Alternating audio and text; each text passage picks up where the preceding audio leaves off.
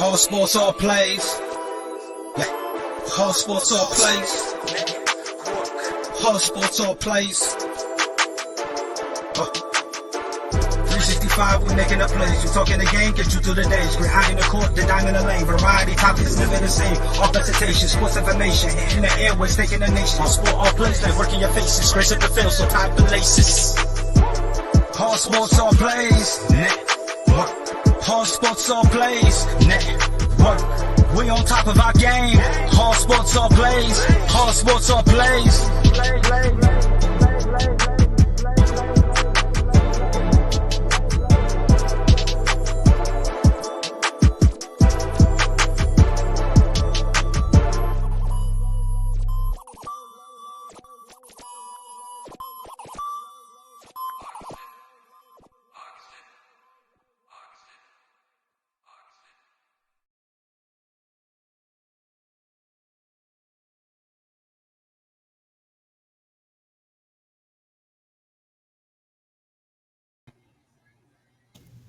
Good morning. Welcome to the college. What's up, boss? College breakdown. How you doing, Dre? This is Dre Montez. I'm recruiting. What's going on?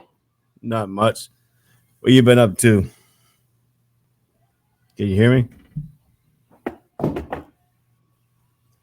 can't hear you at all. Everything should be working. Hold on. Let's see if we can get this technical difficulty. Testing 1, 2. Can you hear me now? I can hear you now. Can you hear me?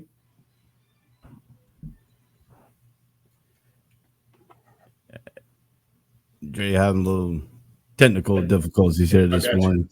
You got me? Okay. You got me now? Yeah, I can hear you. Can you hear me? Yeah, I can hear you now. All right, we got the technical difficulties out of the way.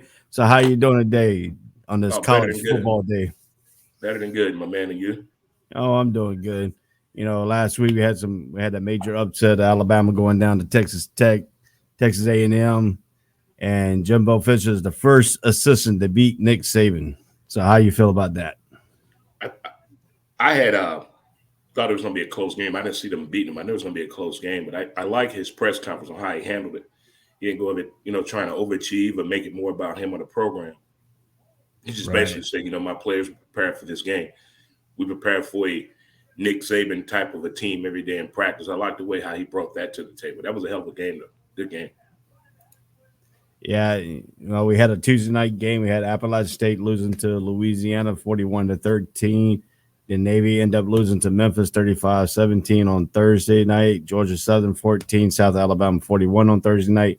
Friday night finals is California 17 at number 9, Oregon 24. Marshall 49 at North Texas 21.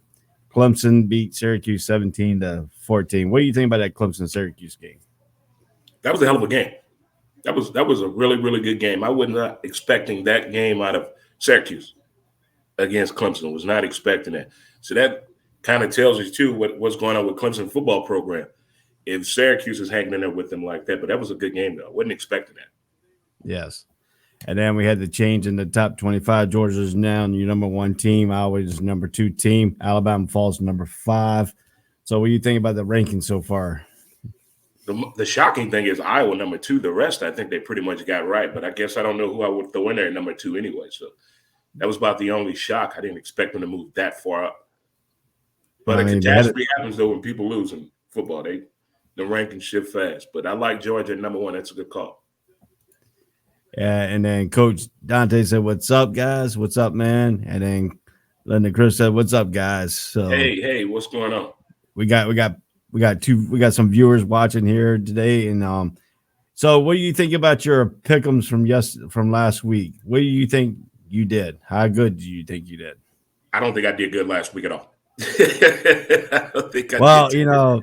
I had some last week. Yeah, I had some catching up to do. And here's the totals from last week. Dre 22 out of 25.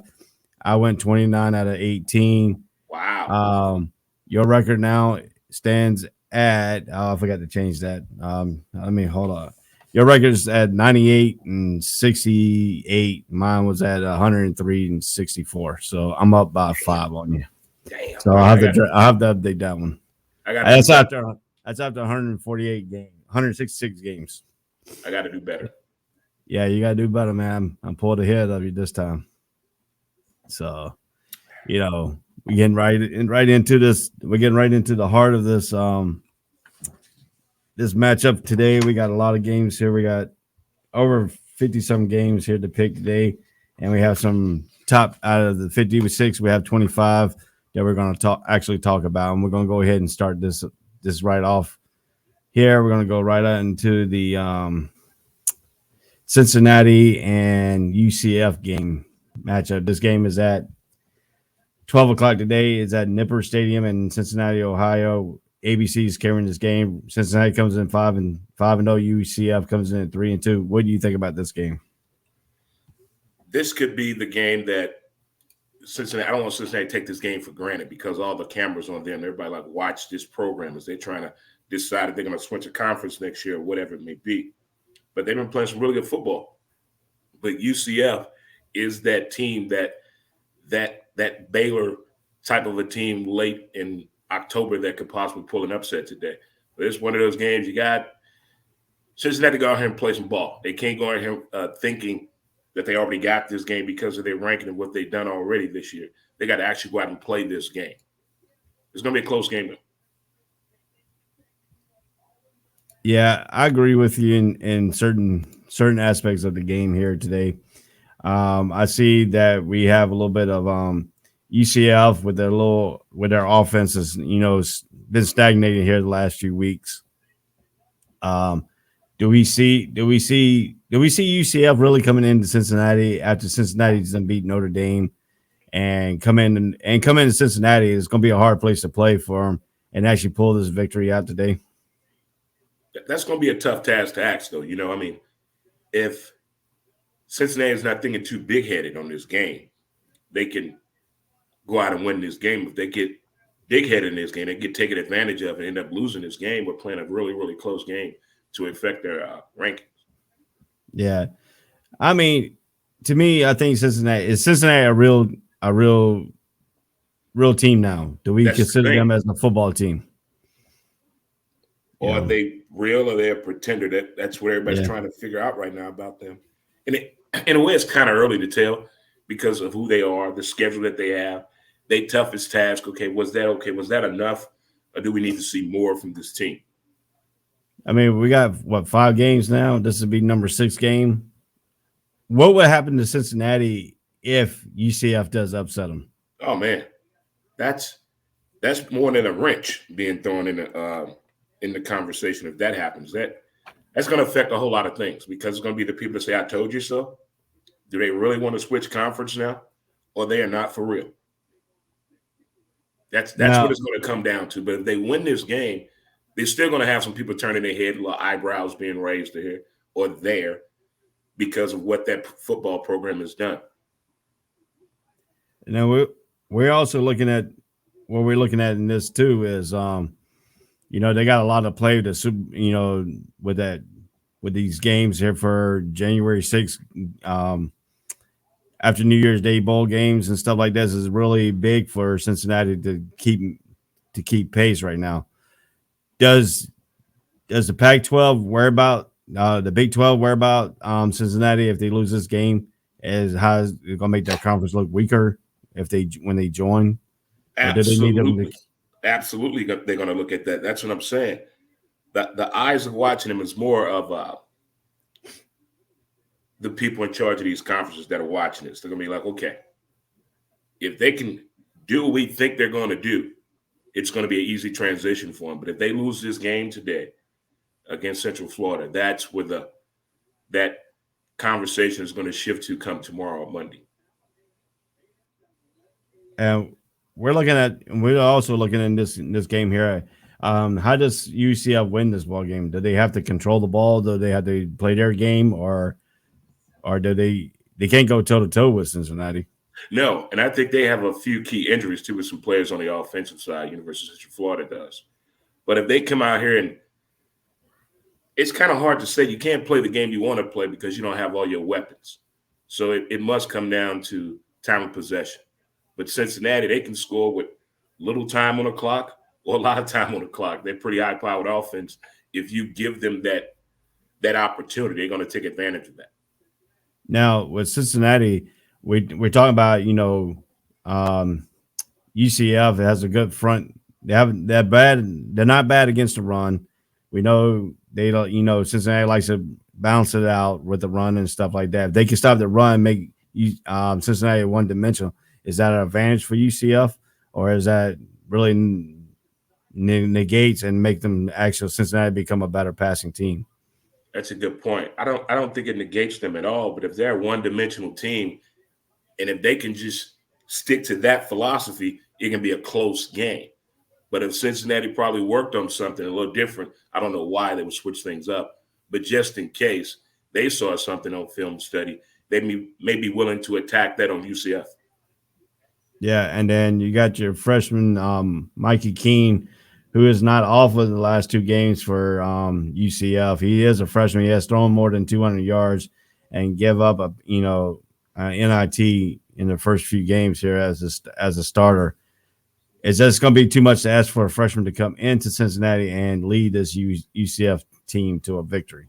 I used to think, freshmen mentally weren't ready for this game. But some of these programs these kids come out of in high school, they play like a sophomore player. Some of these kids, depending on what they played against in high school and what type of offense and crowd they were around. It used to be you worried about the noise, the people. This is too much. It's overwhelming for a freshman.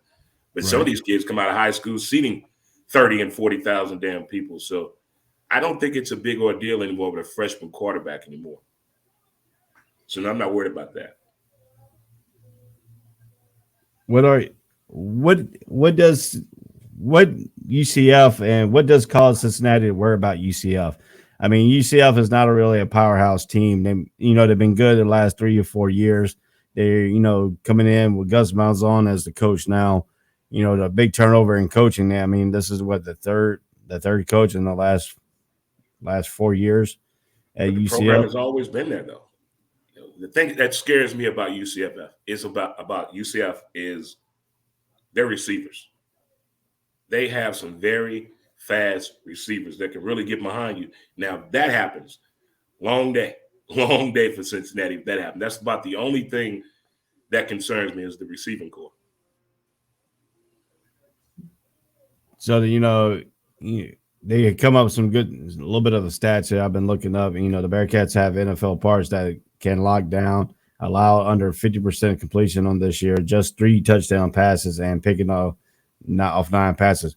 Now, do we see UCF actually Cincinnati defense turning over the ball on UCF because UCF likes to pass the ball a lot and they like to run that little sweep option type deal. With Gus Malzahn, he ran at Auburn. That's what UCF is actually running right now. Right. So, do we see UCF actually the Bearcat defense shutting them down and picking off some of these passes that UCF does? I don't think UCF is going to shut down Cincinnati. They're going to try to slow them down. If anything, I'll try to slow them down. I don't think they're going to completely shut them down. On the other side, excuse me, I can see UCF trying to attack the intangibles of Cincinnati's defense that gets exposed early in the game. I think the first half and the second half will be two totally different games because both teams are going to make the necessary adjustments in the second half. Yeah, I see that too. And where do you actually see this game? Where do you see the points coming? We got the over and under right now is 57.5. What do you see the score here?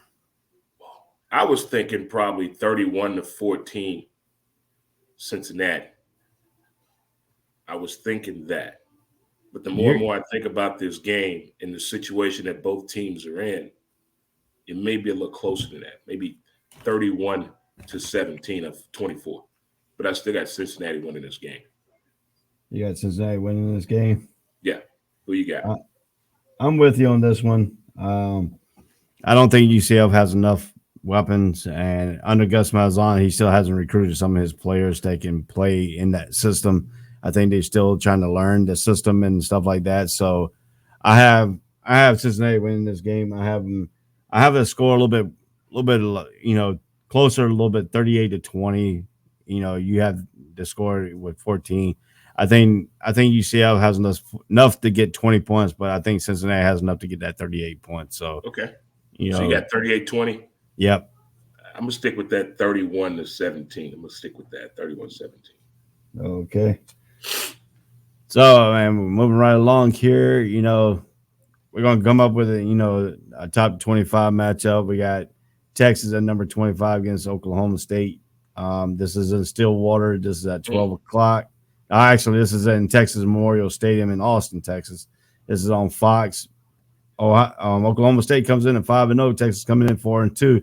We know what happened last week to Texas. Texas got up big, and then they faltered at the end to Oklahoma. How does this lay over with Texas coming into this ball game today?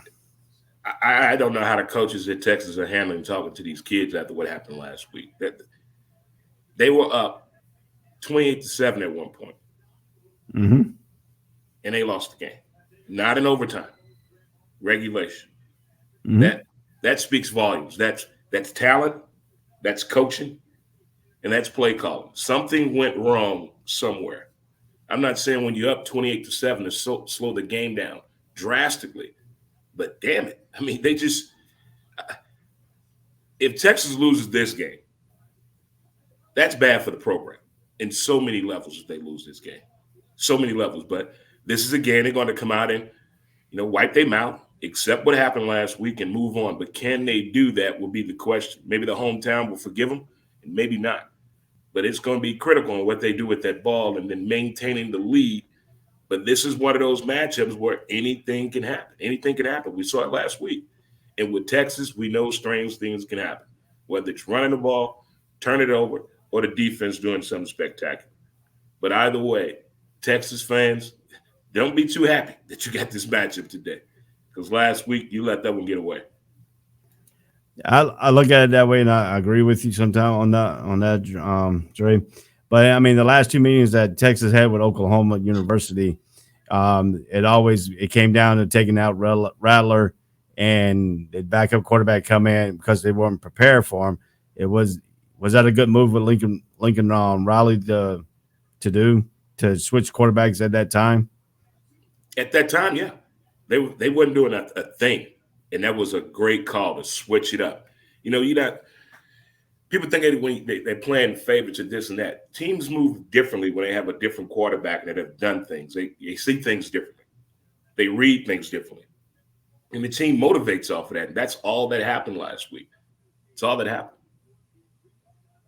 Yeah, that too. And then what's going to happen in this ball game today? The Cowboys come in, they beat Boise State. They beat Kansas State, team that pushed Oklahoma. They just ran over a Baylor squad that's been getting a whole lot of credit for being good, okay.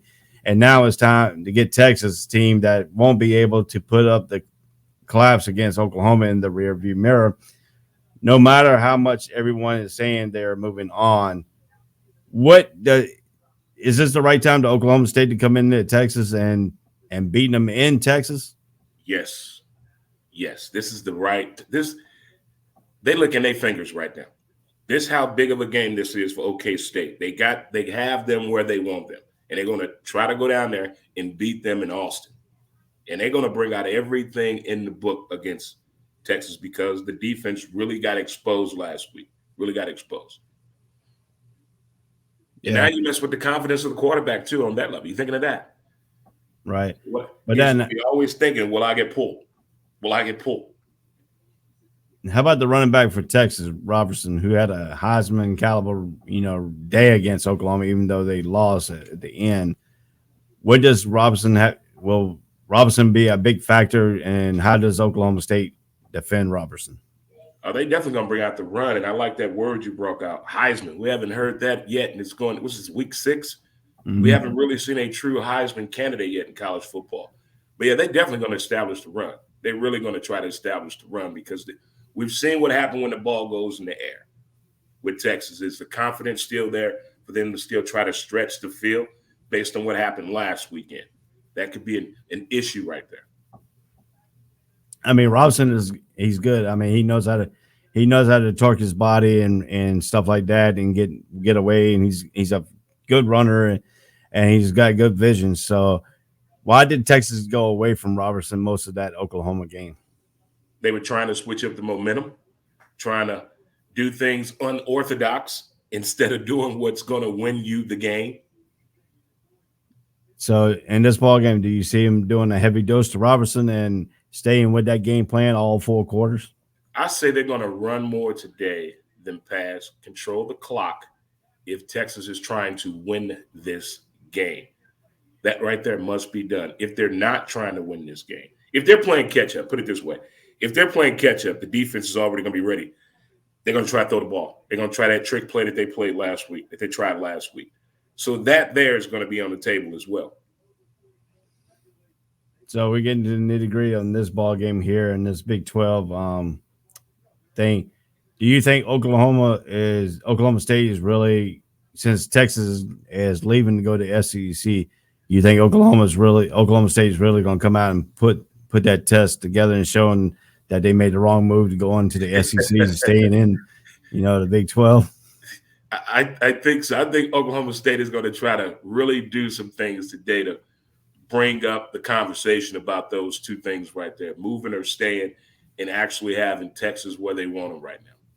They're in control of this game. They haven't even started yet. Yeah. So, the line over and under in this game is 60 points. Do you think they're going to go over or you think they're going to stay under? I think they're going to go over because Texas defense just lets everybody score. So what's your outcome in this ball game here? I got this game. I got Oklahoma State winning this one here, 48-35. Well, I look at it this way. I've been contemplating over and over when I put this matchup up on our topics and stuff like that because I don't know which state of mind that Texas is going to come in. Exactly. They're going to come in with the, they lost to Oklahoma, or are they just going to rebound and say, hey, we did really put that game away. How does Steve Cajun come out and his mindset on the first major loss in his tenure at, his second major loss at Texas, but the first loss against Oklahoma, his rivalry. So how do you put that bittersweet? So the bittersweet to come in is to beat this Oklahoma State team at 5-0, putting that first loss on Oklahoma State. I think Texas is going to win here. It's going to be close. It's going to be 34-30. I think they do go over. I think they do go over the 60-point mark because both teams don't really play good defense. Right. And so it's going to be an up and down game. I think Robertson's going to have that ball at the last, and he's going to score that last second touchdown to give them that 34.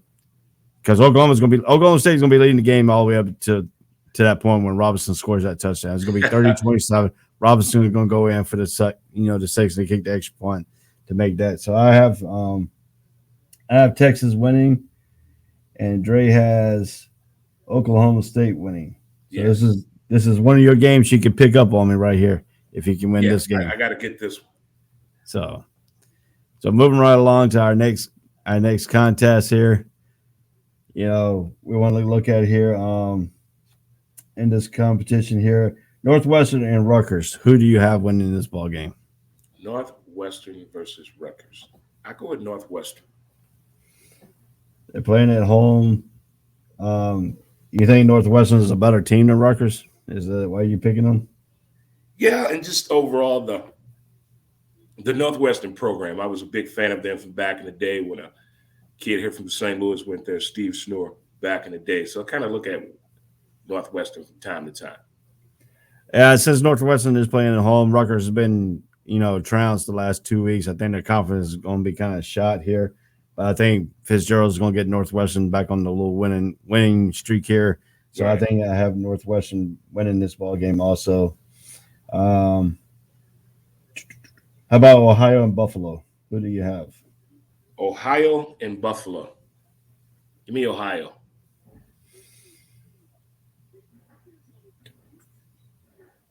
You're going to have Ohio going into Buffalo and winning this ball game.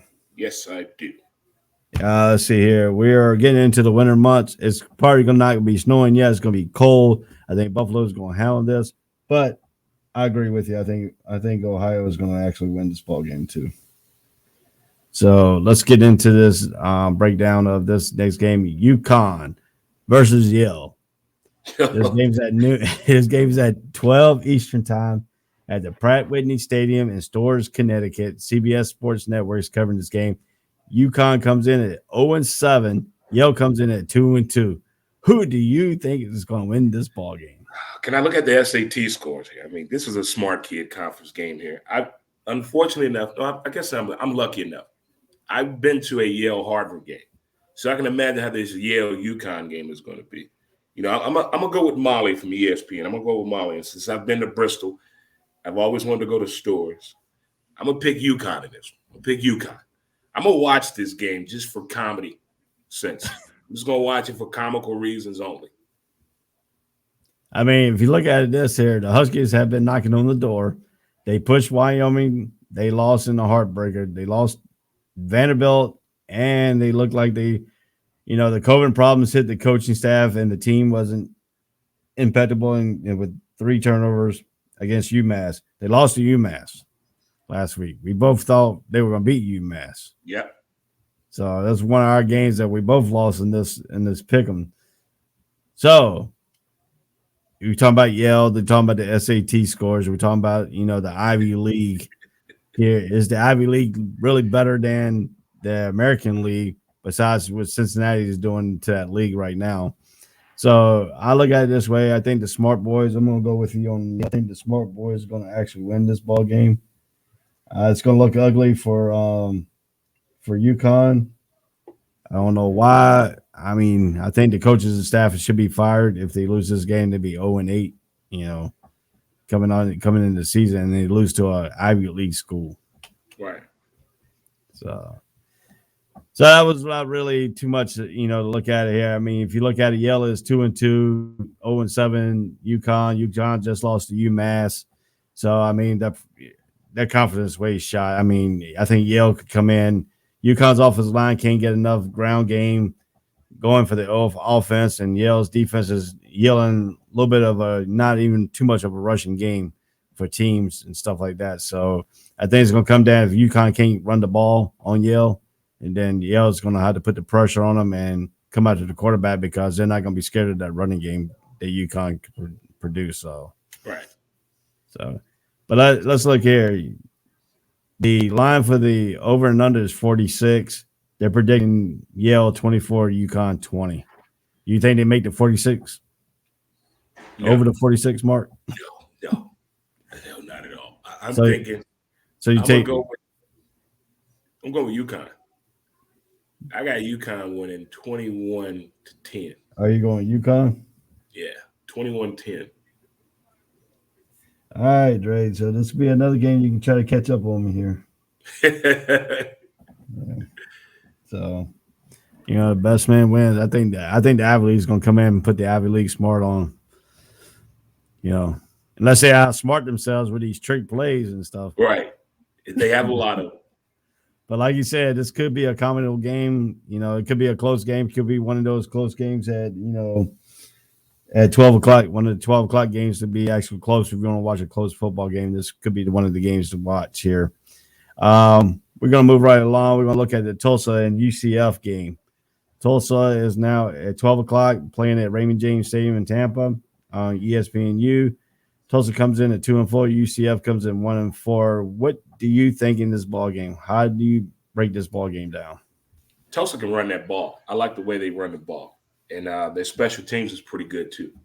Pretty good. But I think overall UCF has a complete better football program, as they've shown. They've been pretty consistent. Yeah, I think UCF is still a turnover machine. They still turn the ball over at a high rate. UCF can't turn the ball over today against Tulsa. Tulsa will make you pay on the turnovers. If you don't, I think UCF offense has potential. The running game is coming. It's not that bad. The passing attack is coming along this season with a high of 223 yards against SMU in the loss of 41-17. So what do you think about how they've been playing? UCF has been playing the last few games. You think they can pull out a victory in this ball game? This is a winnable game for Tulsa. Very winnable game. And what they bring to the table, I think that could be looked at with some plus signs right there. Like I said, the turnover game, if they get that, they're definitely going to take advantage of that. I like their running play. I like their receivers, their special teams, the whole thing. So I'm pulling for Tulsa to win this game. So you got Tulsa winning this ball game, huh? Mm-hmm. Yeah, I did too. I don't think the people down in Tampa. I think they're 1-7, and I think Tulsa's been playing pretty good the last few weeks. And I think Tulsa could come in here and actually win this ball game myself. So I agree with you on that one. You know, you're not picking me up on the game on that one. Well. We're moving right along into the ACC here at 12:30 at Scott Stadium in Charlottesville, Virginia, ESPN 3. Duke comes in at 3-3. Virginia comes in at 4-2. What do you see about this matchup here? I looked at a little bit of Duke play last week, and to be honest, Duke defense surprises me. I didn't expect Duke defense to be that way. But this is still Virginia football, and Virginia is basically going to play the best version of their can. And that's a little bit of a rivalry that goes between these two from the basketball days. But this football team of Virginia, I like them in this matchup against Duke today. Well, it ain't gonna be nothing slow about this Virginia tag team like the basketball team. The basketball team likes to play defense on him, play the slow paced game. This is not gonna be like that for Virginia. No. I think Armstrong is gonna come in. I think they're gonna have better. I think Virginia has a better team over Duke. But then you got to worry about the Duke running game and Durant and then Gunnar Holmgren. I mean, if you look at it, do you think Morant's gonna have a good day against Virginia's defense? See, that's the thing. Duke has a lot of running backs too. I noticed last week. They have a lot of running backs, and I was not expecting that from Duke when I watched their game last week. But I think Purdue is going to be ready for anything that they bring to the table because it is Duke football. There's no telling what you're going to get out of that. So I think Virginia needs to go in and just play Virginia football. And I know it's going to be a high-scoring affair on their end when it comes to this matchup today. But if Virginia coming up with the right game plan, they got this. I don't think they need to overthink the process in playing Duke, but don't underestimate Duke either. I'll get you with that. I'm going to bring myself up into the full screen here for a minute. You look into my eyes. Durant, the running back for Duke, if Virginia cannot put pressure on him today and force that one-dimensional team like North Carolina did to Duke, Morant's going to have a big day, but I think Virginia will still hold on at the end because Duke cannot lean on that running game all game long. And Gunnar Holmgren has to be the quarterback that he was the first 3 or 4 weeks when Duke was winning. Running the ball, passing the ball. If he can't do that, if what North Carolina did to Duke, it's the same thing Virginia could do. Duke is going to have a long day today. That's a good point. That's a valid point. If they can't stop that running game, that could be conduct detrimental to the defense for sure. Now, what does Virginia have to do to get the tight end involved in this game? I don't want to say keep trying because Duke defense is pretty damn good when it comes to that right there. They're pretty good right there in protecting that middle part of the field when it comes to tight end coverage. But I guess your fullback is going to need some help. Your slot receiver is going to need some help out there when you try to get your tight end open by throwing those different looks and schemes out there to Duke. But I don't think it's going to be a point where if they do stop the tight end, that's like a plus for them to win the game. Yeah, but I mean, they're not going to completely shut it down, but it's not going to be as open as Virginia would hope it to be each and every time. Yeah, I mean, Virginia's fullback is like a crucial point for their offense. Like what North Carolina did, they shut the tight end down and forced them to go out to the wide receivers. I mean, the game was pretty good with Virginia. It was back and forth all the way up till the second half started when Virginia turned the ball over and stuff like that. So do we see Armstrong having a better game against Duke than what he did against North Carolina? Yes, for sure. I do. I can see that. I mean, he threw for 500-some yards against North Carolina. How many yards do you think he's going to throw? 500 yards today. No. I don't think he's going to have that many yards past the day. He could have like a 350, 365 day today, but not a 500-yard pass game, not against Duke. No. That'd be kind of funny to do. That'd be hilarious. Yeah. But I mean, he still had over 500 yards against North Carolina, and North Carolina won. I mean, won by two touchdowns really. But then North Carolina clobbered Duke. So the two common opponents right here that Virginia and Duke faces is North Carolina right now. So and North Carolina's 2-0 against those, both of those teams this season. So what does the over and under is 69.5. Do you think Duke and Virginia will go over, or will they stay under in this I think they're point going to total? stay under in this.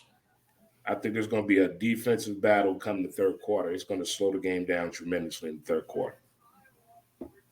I mean, but also Virginia plays good at home too. They play in the confines of Scott Stadium, and Duke has some success in Scott Stadium, in the past.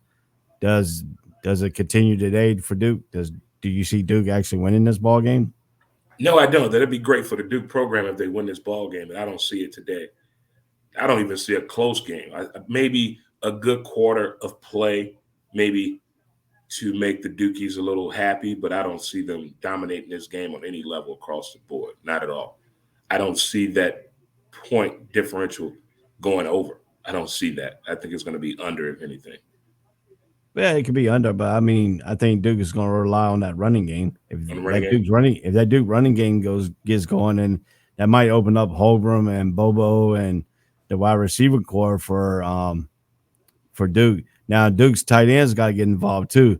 I mean, the last few games they have been getting involved, and you see what is happening to Duke's football team. I mean, they started the season 3-0, then they got that. Then they lost to Carolina. Now they have lost last two games. They're 3-3. So what does the Duke have to get back on the winning track against Virginia? Mix it up, throw the pass game in there as well. I know the run game, they rely on that run game, but throw that ball as well. Don't be so one-dimensional with the offensive output. You think they should be mixing it up on first down, pass some on first down, and run some on first down? Yes. Or yes. To me, I think they're too much predictable on their first and second down because they like to run the ball with Morant and then I like mixing it up on first down, that pass versus the run. But if running is your thing and you have the offensive line that's ready for that and everybody's on point, why not? Why not? But programs that have that little problem, now we're at 2nd and 8. Okay, let's go ahead and throw the ball now and see if we can get up out of this. Now, do you see Duke coming out and, most teams look at Duke at a running game. Did they come out, do play action pass the first part of the game, first play of the game and try to go deep on them? No, I don't see Duke doing that at all. Probably in the third quarter, but not to open up the game. They're not going to do the play action. I think probably third quarter when they're ready for the run. And now they throw that trickery on with the play action. Boom, that could open up down the field. Now, do you see Duke's coach on the hot seat? Not yet. This is not I know it's an ACC matchup, but I don't think this is really it here. I mean, he had the first 3 or 4 seasons was good at Duke, beating North Carolina and stuff like that. But the last 2 times they played North Carolina, they lost. Now they're going in Virginia. If they lose this game here, is his confidence as a head coach or the players' confidence as a head coach or the AD think that losing confidence in the head coach for losing all these games so far? Well, considering what we went through as a whole pandemic-wise last year, I don't think, everybody really got the full gist of the collegiate football experience last year. So I don't want to look at last year too much and emphasize off of that. So I'm quite sure the message to the student body and the AD and the players is totally different. My job is not in jeopardy, guys. We're going to be okay, but we got to do this in order to do that. Yeah, I agree with you in some points. To me, even though I'm a Carolina fan, I like the head coach Sunclair. I think he done pretty good, in his career with Eli Manning and all them, but he just can't get that same caliber quarterback. I thought he might have a shot at Archie Manning because the Manning ties he had with him and stuff like that. West Virginia. But he's not even in the conversation. There's some conversation coming out for Archie Manning at Georgia too. I thought he already committed to West Virginia. I don't know. Yeah. Nobody did he? I think he committed 2 weeks ago to West Virginia. I have to look that up Yeah. because I know he really liked Georgia and stuff like that too. So we'll have to look that up here in a little bit on the break. So you have Virginia winning this ball game? Yes. Well, you ain't gonna pick up no game here because I think Virginia's gonna win this ball game myself. Yeah, I can't see myself picking Duke right now because they're in the ACC schedule now. If they were in the overall playing these, high school looking teams that they played beginning of the season to get their confidence up. I mean, they lost to Charlotte, the beginning of the season, and then they picked up some games after that. So, I mean, do you see? So you see no limelight for Duke in this game? No. The running game, they're going to win the running game. They're going to win at that level. But overall gameplay, no, I think Virginia's got this. And I'm seeing probably a 24-18 account, 24-18. Yeah, some people say are predicting 38-26. I think that score is totally wrong. I think it's going to be 24-10. 24-10. Yep. I think it's going to be a defensive battle all the way up to the second half, and that's when Virginia's going to pull it on and get that 24 points. So, but I think Duke's going to score early, and then probably be it. Virginia will shut them down. Who do you have for the Ball State at Eastern Michigan game today? I picked Eastern Michigan last week, didn't I? Yeah. I'm going to go with Ball State this week. I'm going to go with Ball State.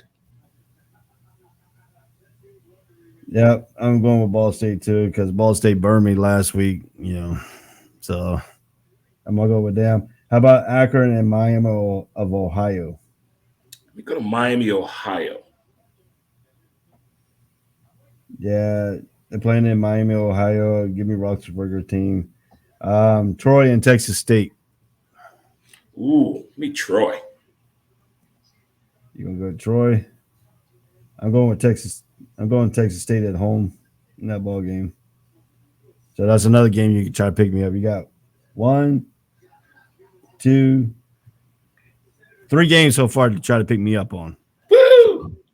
So, you're getting right in the nitty gritty here and stuff like that. So, we're going to go one more, then we're going to take a break here and get our sponsors into the Fox Sports Net, the Fox D Network, who is our TV platform network under our own ASAP channel. You can catch us on Facebook. It's been going down the bottom here. All the stuff you can comment on through the Facebook and YouTube streams and stuff like that. So our next game we're going to go into number 2 Iowa going into Purdue. What do you think about this ball game here? I'm sorry, it's in Iowa City. I got it mixed up. It's in Kinnick Stadium, Iowa City, in Iowa. The game's at 3:30. ABC's carrying it. Iowa comes in at 6-0. Purdue comes in at 3-2. What do you see in this ball game? Iowa really showed me some heart last week, but they also showed something to me that they're a great second half team. They come out really flat early in the game. That's something I'm going to be looking at. If Purdue can take advantage of that, that could be a really interesting twist on the game. But I see Iowa really just taking over this game in the second half. But their first half play just really is nerve-wracking to me, how they start off the game so slow and don't realize it until they go in the locker room. Is that they start the game off slow, but then they pick it up in the locker room? Is that good? That's a sign of great coaching. We can make in-game changes. But I'm thinking that was done because who they were playing last week, who they were playing, who they were going against. The tempo wasn't right. The game plan wasn't seen to be going in the right direction. But the second half, it seemed like everything was clicking on the offense, the defense, the special teams. The communication was a little different than it was in the first half. Now, I don't know if that's great coaching or they went out the night before. But that first half play that they did last 2 games is kind of head scratching to me. How you start off that slow, but the second half they're a completely different ball team. Well, do you agree with this statement here? They say Purdue comes in with zero pressure. All pressure is on number 2 Iowa to believe because they're up in that number 2 spot. This is the unfamiliar territory for Iowa. Very Iowa's been in unfamiliar. that it's been in the top 10, but now all the way up to number 2. So now they got a different animal on their back. They got teams now gunning for them because they're the number 2 team in the nation. What does Purdue have to do to go into Iowa City to stop this momentum and that great, you stand up and wave, and I like the tradition in the fourth quarter. That's my favorite, one of my favorite tradition.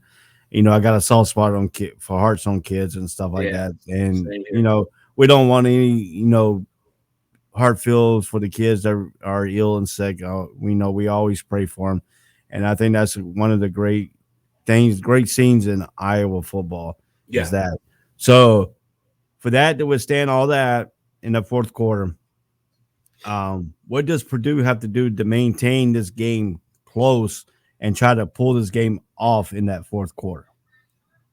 Is there such thing as mistake-free football? And I like what you said. There's no pressure on Purdue, which it really is. There's no pressure here, guys. Let's go out here and play football like we've done all our lives since you were kids. Go out here and play football. If coach go out there and tell them that they got a shot at shocking the world by beating Iowa. Now, if Iowa going here thinking we can't do anything wrong to mess up this number 2, everything goes wrong when you're concentrating on that. They got to go out here and concentrate on the game, the task at hand, the opponent being Purdue. But again, on the other side of Purdue going here and think, hey, we got nothing to lose here. We have nothing to lose. Boom. Well, we're about to add here, Jay. What's up, Jay? How you doing, man? What's going on, guys? How you doing, Dre? How you doing, Ray? What's How going you on, doing? boss? So we're talking about the Iowa and Purdue game here. What do you see in this ball game? Man, I was kind of like what Dre was just saying, and what you were alluding to too. I mean, they've been in some pretty close games. That game last week in Penn State, I think, really put them on the map as far as teams knowing that it's going to be a grudge match until 0-0 is on the clock. Iowa's not is not shying away, from anything. They're going to go regardless of how the team is punching them in the face. They're going to go to the 0-0s on the clock. And typically the way Iowa's been for the last few years, those close games usually go in their favor. If they're within, 3 to 7 points, going into that fourth quarter area, that it doesn't look good for the other team. That defense is truthful. They've been that way for a few years now. That's one thing that going into Iowa, you better bring your A game on offense because that other side of the ball is really gunning for you. So Iowa they're a solid team. They're a solid team in and out every single year. And I think this year, with the way the college football, land is setting, Iowa can really make a push and be in that playoff contention and actually, with that defense, they might be able to beat the Alabamas, the Georgias, you know what I mean? So I'm really looking at Iowa over the next few weeks to prove is kind of like the prove it weeks. Should they be here? Are they strong enough to be contending for that top 4 playoff seed? And not only just contending, but man, we got to get teams in there that are going to play games in these championship games. I'm tired of seeing blowouts. Right. I think Iowa and Cincinnati, the proven weeks are here for them coming. Definitely. And I was going back to what you guys were talking about earlier with Cincinnati and Texas and Oklahoma and these teams that are trying to jump ship. I mean, Oklahoma got issues with Spencer, in there, and Texas, getting blown out the way they did, and then coming back and losing that lead the way they did. I mean, it's not looking good for these teams that are trying to jump into these bigger conferences. And I mean, look at the SEC, and maybe 2 years ago we can say, oh yeah, they hop in, they got 3 or 4 automatic wins in that conference, but Arkansas is looking good, Auburn's looking good, Ole Miss is looking good. I mean, the division's getting stacked. People think it's an easy task coming in SEC. I know we all know they come in for financial reasons as well, Correct. And notoriety and to do things for their different sports programs. But it's not as easy as people think it is to come to SEC and just automatically be a hit, be a fan favorite. It's going to take some time. I know Mizzou made it look real easy, and everybody thinks they can do that. But now, not so fast. Look at what has happened to the Mizzou football program since they have been in the SEC. It's not going as hopeful as everyone thought. It's just been pretty interesting to watch. Well, if you look, Jay, at like even the Pac-12, we were hurt for the last, I'm going to say 5 to 7 years. We were hurt due to all these sanctions we had on the USCs and Pete Carroll leaving, then the Lane Kiffin debacle. Washington tried to come around for a few years and do their thing, but they couldn't sustain it. And honestly, it's the recruiting. SEC, the recruiting that the SEC has, they don't have to recruit. They're recruited from the history of the SEC. And that's the problem these schools don't understand. When you go into the SEC, you are zero in the recruiting market. You have started completely over because now you are on the bottom of the totem pole in the best division in football. And I will add that Pac-12 is trying their hardest to make that a competition for the best division in football. I think that's going to come with recruiting out as they shuffle up the coaches. You get younger coaches in that see a different style of recruiting, want to change the culture, want to change the narrative, want to go out to a different way, a different scheme of getting players, because you look at the map, they automatically say that Saban has this area. That's how they look at it. Dabo has this area. Yep. But now we got to go out here and make our own area. And I think it's going to take that with younger coaches coming to these collegiate football programs. Yeah, they're going to have to get creative with their recruiting. I mean, when I was talking about this the other day, SEC, the TV contracts that they have, it's uncompetitive. And when you look at that from a standpoint of a young athlete coming into a school, you want to be seen. You want to be on the best. You want to be on the best platforms, night in, night out, or week in, week out, and you get that automatically in the SEC. Right. No matter who they're playing, they're going to be featured on some major television network. And now, I'm going to take my team, ASU. We're finally getting an ESPN slot on a Saturday. We're finally getting to main primetime television slots. So you got the Pac. Yeah, there you go. Herm. You got Antonio Pierce over there. You got, Marvin Lewis over there. So these type of coaches, like you were alluding to, these type of coaches are going to bring that notoriety and push that. And it's going to take a few years. I mean, even with ASU, it's going to take about another 2 to 3 years till we're really tip-top recruiting. And piggybacking on all y'all saying about, I was sitting here listening to you talking about the TV deal.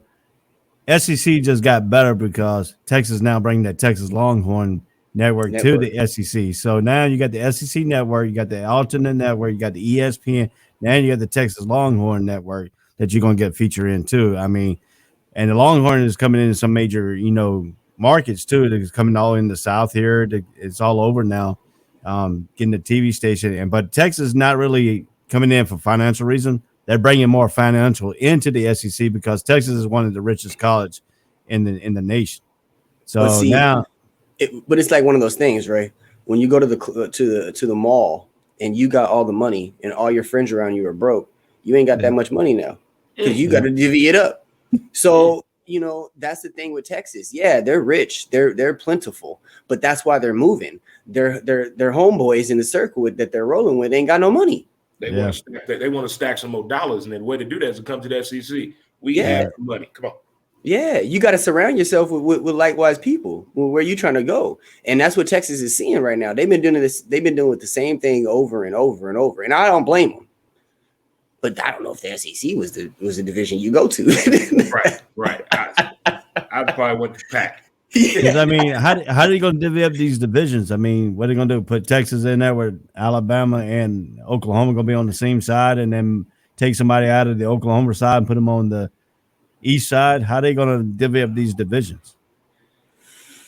This is Cincinnati trying to come to SEC, isn't it? Cincinnati, Cincinnati's going to the Big 12. Big 12. Okay. Yeah. No, they ended up deciding they were trying to go to the SEC. Yeah. They need to stop. Yeah. They need to stop. I don't want nobody to end up like Georgia did to Hawaii in that Sugar Bowl a few years ago.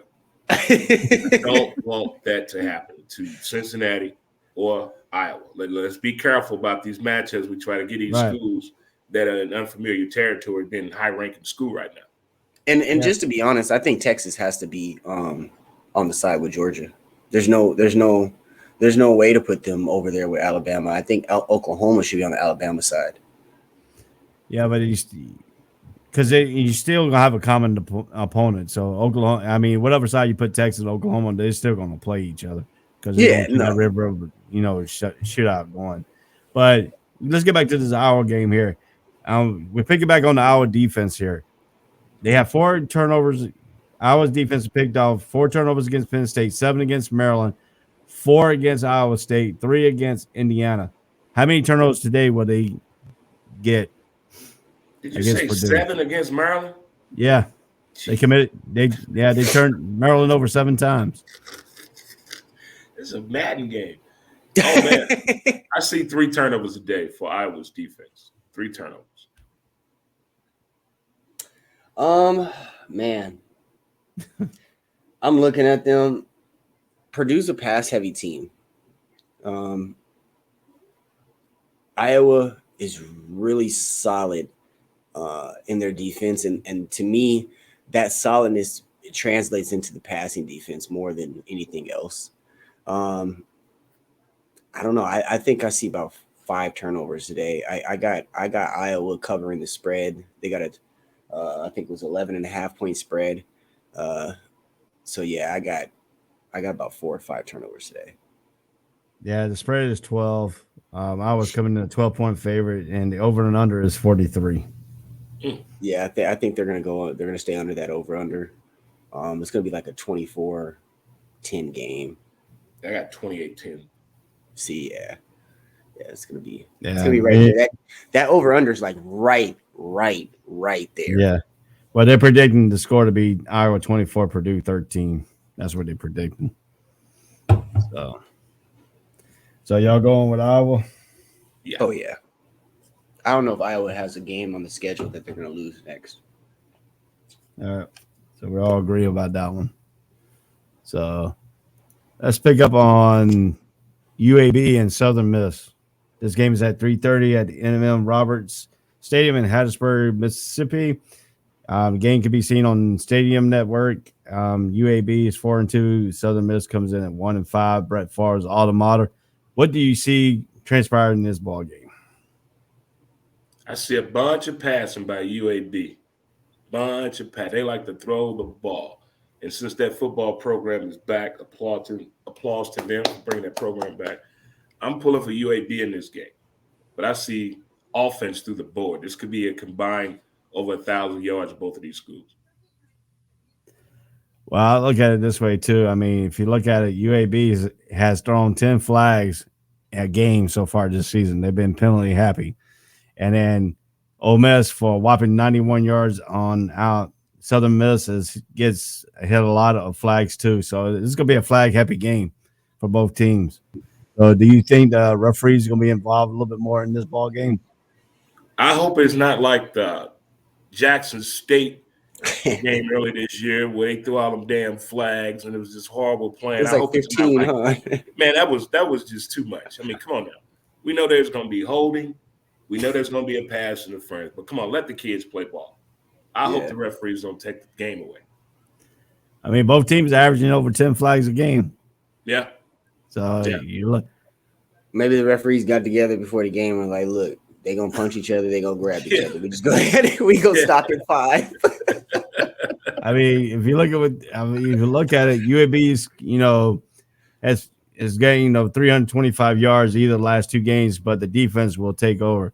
Will UAB defense take over this ball game? I think defense is going to be not the best point of this matchup today on both sides. I'm thinking they both are going to give up a lot of yards today. I see a lot of yards in this game. This is one of those matchups. People at this game not going to believe what they saw. Yeah, because the yards are going to be up there. UAB's 44th in passing yards. 83rd is Southern Miss. I just UAB got this one. They're gonna run away with it. I don't know if they're gonna cover the 17-point spread. I think they're a little bit more evenly matched than what the paper is telling us, what the stats are telling us. I think both of these teams have disciplinary issues. Just playing disciplined football. Look at like you said, Ray. You said it yourself. I mean, they're averaging 10 flags a game. They're giving up tons of yards on defense. Both teams. Obviously Southern Miss is 1-5. We know it ain't working out for them. UAB is 4-2. So they're going to add another win this week. I wouldn't bet the spread. I would take the money line on this one and stay away from that 17-point spread. Well, they dropped it down to 15.5 spread now. They Did went they? down. Yeah, they went down 1.5. And the over and under is 43. Hey, you got to give a little to fish. But Vegas did come with a prop bet. Will Southern Miss rush over 50 yards in this ballgame? That's one of the prop bets. Of course, they'd have to. The both teams are coming into this game expecting the other to pass. So I think with that being said, and both of them averaging so many yards, as far as I think UAB's averaging 286 a game passing yards. So I do think that Southern Miss will get over 50 yards rushing because both teams are going to be keening in on each other's passing game. So they're going to try to make the other one do what they don't do to win the game. So y'all both got UAB too? Yeah. Mm-hmm. All righty. Moving right along here. How about Western Kentucky versus Old Dominion? This game is played in Norfolk, Virginia, off of Hampton Boulevard at 3:30. Off of Hampton Boulevard. Yeah, that's where they located at in Norfolk, Virginia. Western Kentucky University comes in at 1-4. Old Dominion comes in 1-5. This is a battle of one-win teams. What do you think about this game? Oh man, this better be somebody's homecoming game. I hope. Jeez, this is ugly. Man, Western Kentucky playing Old Dominion. I take Old Dominion in this game. I think these back-to-back games you just mentioned that we just are talking about now, these are going to be numbers in the game or a situation we see how did that happen? Well, wait a minute. One of those type of games. But I see Old Dominion winning this game. Do you? I'm going to go on the other side of this. Western Kentucky's averaging 457 passing yards a game. That's, I don't care who you are. That's ridiculous. They're number one in college football right now for that. So when I look at two one-win teams and one of them is throwing for 500 yards, I'm gonna have to go Western Kentucky on this one. Yeah. Is Western Kentucky the Hilltoppers? Yeah, they're the Hilltoppers. Yep. But see, I look at it totally different here. I got to look at the outside environment. You're coming into Hampton Roads. You're coming down to Hampton Boulevard. That's one of the roughest sections you get outside of that university. I'm sorry. You speak from experience, like you done been there.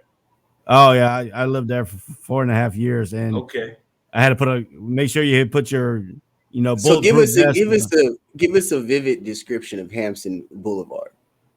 As general description, once you go across the bridge and you get near the university, outside the university is 2 liquor stores, a drug dealer, car dealership that gets cars stolen randomly, and you got to put on your bulletproof vest to get inside the stadium. Once you get inside the college, you gotta go through the gate because they have a gate guard. That's how rough it is. It's double verification to get into your seat. Oh my God! So they got to go through security. They're hoping that the bus don't get robbed on the way to the stadium. Oh my God! Oh man, that's funny. This is Western Kentucky. Yeah, Western Kentucky got to go through all that to get to the That's stadium. why their quarterback's so good happy. They're slinging that ball. But Do you know what it took for me to get inside this stadium this morning? Boy, I'm slinging this football. You better hope the bus driver stays with the bus so the bus tires won't go missing. Be on cinder blocks. Oh my God! Oh, hey, you think I'm fine? You think No, about no. That was too vivid of a when description. when Virginia Tech came to play Old Dominion, Dan in Old Dominion about 4 years ago when I was up there, Virginia Tech bus was on cinder blocks because they won the game and they didn't want them to leave. Oh my What? God. Oh my God. We need That's to alert funny. the college football guys on this. That is But funny. I agree with Jay. I think because Western Kentucky's got a better offense and Old Dominion's defense is not that stellar. I think I'm going to go with Jay with this one. I think the Hilltoppers overcome the outside environments and have security guards and stuff like that. So It brought tears in my eyes, man. That was funny. Oh man. I'm telling you, man, Hampton Roads is rough. I mean, you got Portsmouth, that's rough out there. Even up by the Naval Hospital. For us to go to the Naval Hospital, you can't stop at the McDonald's because McDonald's off limits now. Because the Navy. I'm serious. There's been 4 He said, Navy. "Don't go to the right side of the drive-through. Go to the left only." You cannot go. You cannot get out of your car to go eat at McDonald's outside the hospital because 4 Navy sailors got killed out there. So now they made it off limits because it's a rough neighborhood. I mean, they put these things in rough neighborhoods and they're trying to clean up the So why neighborhoods. don't they just get rid of the McDonald's? Why is the McDonald's just off limits? Thing to do. Because the 4 Navy sailors got killed there. Man, well, look, the Hilltoppers better top some hills today and get on out. They better run all over and quit and end the game. Get in and get out special. Oh my goodness. All right, let's go a little bit here. We're going with Nate's team here, the BYU Cougars versus Baylor at 3:30. This is in Waco, Texas. Another insane place. Both team comes in 5-1. How do we see this game playing out today? I like both of these teams, man. They both exciting football programs. BYU mascot. I love watching that Cougar dance. But Baylor can either disappoint you or surprise you when they play in October all the time. Because they always that team to give somebody that late season loss that they really need that win, and it shakes up the bracket even more. I mean, the rankings even more. But I'm not feeling that this year with Baylor, but I still like watching them play football. I think there's going to be a high-scoring game here because both of these schools like to throw the ball. I like the receiving core of Baylor as well. I see Baylor winning this game in a high-scoring shootout. Well, what do you think, Jay? Listen, before I even get into this actual game, I just got to talk to BYU for a second. How y'all going to come out, whoop up on my ASU Sun Devils, and then take an L the following week? It's called a hangover. State. It's called a hangover. Come on, man. Like at that point, man. we rooting for you. We like, all right, if BYU come out and just start smacking everybody, we look good. But no, they don't want to make us look good. They want to beat us and then make us look bad. That just was horrible. So bringing us to this Baylor game, I'm hoping Baylor whoops up on them. They made me mad. That's a personal thing. But no, but I really think BYU is a solid team. Dre, you hit it the nail on the head when you said that Baylor can either excite you, surprise you or disappoint you. Baylor's a toss-up every year. They look good one week. They look bad the next week. They look like a BACS contender one week. Then they look horrible, like they shouldn't even be in their division the next week. And I don't know if it's the coaching over there, what it is that has Baylor so volatile all the time, but they're a solid program. They have speed on that team. They'll always have speed. They're a track team that produces, track football stars. And, so it's going to be a shootout. As always, Baylor games usually come down to shootouts. I don't know, man. I got BYU actually taking this one. It took me a second to decide. And then also, I like the spread on this, guys. It's a 5-point spread. I would take that. And like I said, BYU. Yeah, I look at 3 different ways in this ball game. BYU can run the ball, they can pass the ball. But Baylor has Larry Fedora, who likes to speed up the game when they get their first down. So if Baylor gets that very first down going, then you're gonna see Larry Fedora turn on this game with the speed. He's got speed wide receivers, got speed everywhere on the field. Quarterback's been playing good. I mean, we all predict we went against Baylor last week, me and Dre did, and we got burned on it big time because they scored over 42 points. Larry Fedora's team is going to be a high scoring team. It's going to be a very, very, very high scoring team. And it's going to be, can be why you match points with Baylor. I don't think so. I think Baylor is going to go on. I think they're playing in Waco. The scene there with the students running on the field trying to get to their seats. First come, first serve seats for the students when they run on the field. And I think that's going to, set the tone here. I think the students' body is going to set the tone. I think the stadium is going to set the tone. I have Baylor winning this ball game. I have them not even being close. I have Baylor winning this 42-13. Whoa. You heard that, guys. This is a red alert. Go take that spread. The over and under is 50.5 in this ball game. Dre likes to play the under and over. You think they're going to match this 50.5 or are they going to go over it? They're going over. They're going to blow that out. They're going over. These two teams, man, they get at it. I mean, BYU can put up some points, so can Baylor. And I'm amazed how Baylor, no matter who quarterbacking, I want to say the past 15 years, they have had some speed on receivers, man. I don't know why these guys don't get looked at in the NFL. I don't know if it's the size or the lack of understanding what to do, but, man, they have had some speed at that school. Dre, you brought up a really good point because I've always thought that myself. What is it about Baylor that they don't get the recognition to move those players in the NFL? And especially, Dre, over the last 7 years, especially, the speed in which people are drafted. Like, I think speed is one of the biggest attributes now where they're drafting in the NFL. So for Baylor to have, to me, probably one of the fastest teams as a unit in college football year in and year out. I mean, as a unit, they're probably one of the fastest teams in college football. I see their offensive linemen sometimes running down the field faster than the opposing defense. So, like you know Georgia what I mean? and Alabama players. Yeah. So I don't get it, Dre. I really don't get it. I don't know what it is. If there's some thing going on in the front office down there with the NFL scouts that they just don't mesh or what? Going on, man. I don't understand why. I'm not. Are they scared to go to Waco to go and review?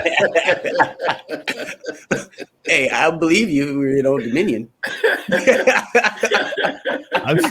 I'm just saying because Waco has got that same extension that what happened there a few years ago, the prison and all that stuff. I mean, are scouts scared to go to Waco down there and to actually review them and stuff? And now you just go look at it online. Now you don't have to go visit these kids like you had to back in the day. You can just look at video film on them now. But still, I'm just questioning why they're not looking at that school when it comes to the toughness draft. I mean, you can be fast and stuff, but not be tough enough. That's true. But you're telling me for 7 years they ain't had one toughness, one player with an ounce of toughness? Exactly. I don't know. To me, I not think, even for a 7. We can get a Mr. Irrelevant. We can't even get a Mr. Irrelevant from Baylor. maybe just look at Baylor like, hey, they put up some points and stuff like that, but the players Baylor don't translate into the NFL. And we had RG3 for the quarterback. That's all I've seen. Offensive line and defensive line and a quarterback. I haven't seen any receivers come out of there. And to me, I mean, you look at a guy like at the Cardinals, Rondale Moore. You look at a guy like Renfro in Oakland. You look at, those type of kind of, I'm going to call them like scat backs, more or less than receivers. You can get some of those out of Baylor. I didn't see over the last few years a few guys that could have turned into something of that nature for the NFL. But then again, a lot of those kids at Baylor have had a lot of problems off the field. And we know how the NFL looks at your background. Issues. If you hit one of those discrepancies up, I don't care. Sorry, we're going to move on to the next guy. They learned they've been burned way too many times of late. The NFL has on taking chances on those quote unquote problem they just guys. need a little extra attention. We ain't got time for that. Yeah, But I mean, go ahead. Go ahead, Jay. Okay, well, I was just going to say, I think they need to make more light. I think guys like the Tyrann Matthews, the Cam Newtons, the Jameis Winstons, these guys that have overcome some of those things, I think it's kind of like not their duty, but I think it would be great of them to be able to go back to kind of talk to guys like that.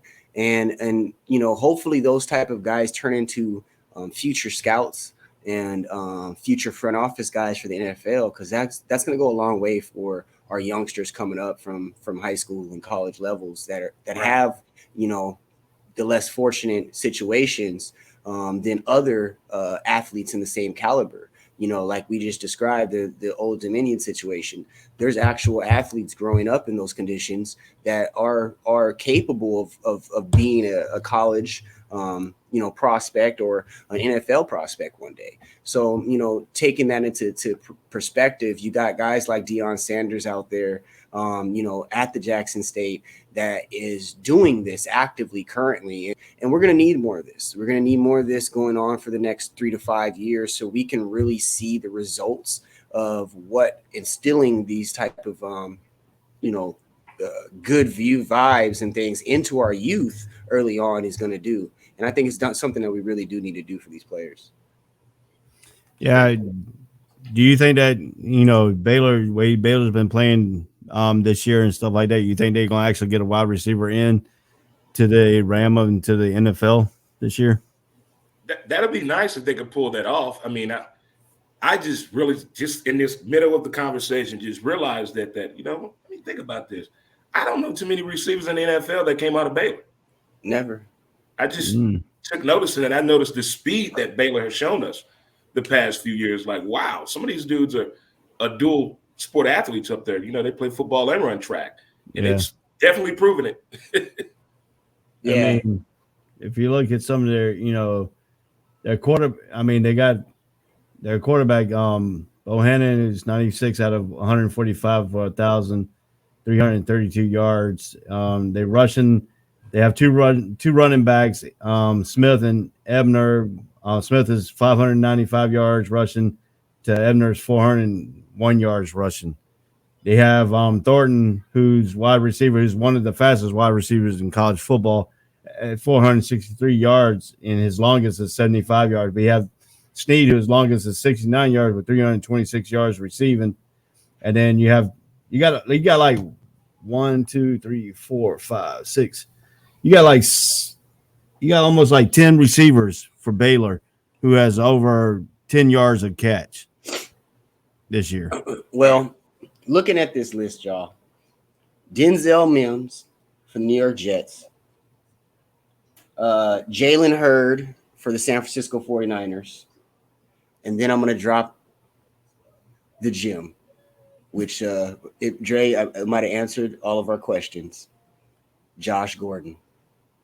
Hey, well, it answered our questions, guys. Right there. Yeah, we've been dealing with him for 4 damn years. Yeah, that's what he got 5 catches in 5 years.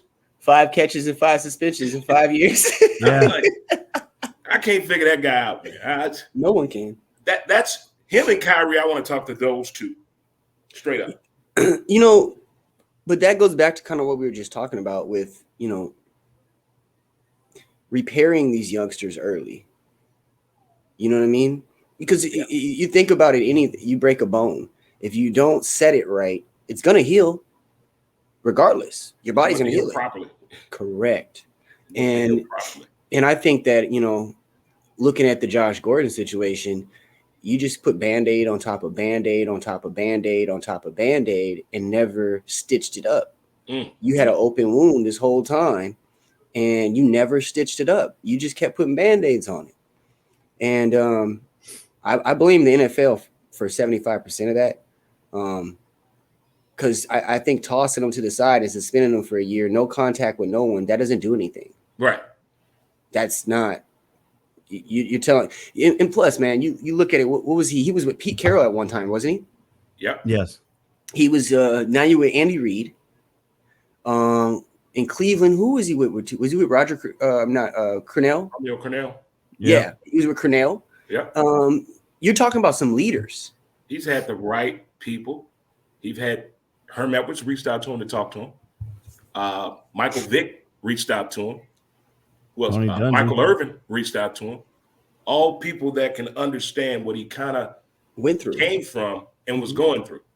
Mm-hmm. But it just went in one ear and right the other. But I also think half of that is when you're dealing with a guy. I don't know if you guys seen his documentary. No. No. Okay, it's a very good watch. What's the name?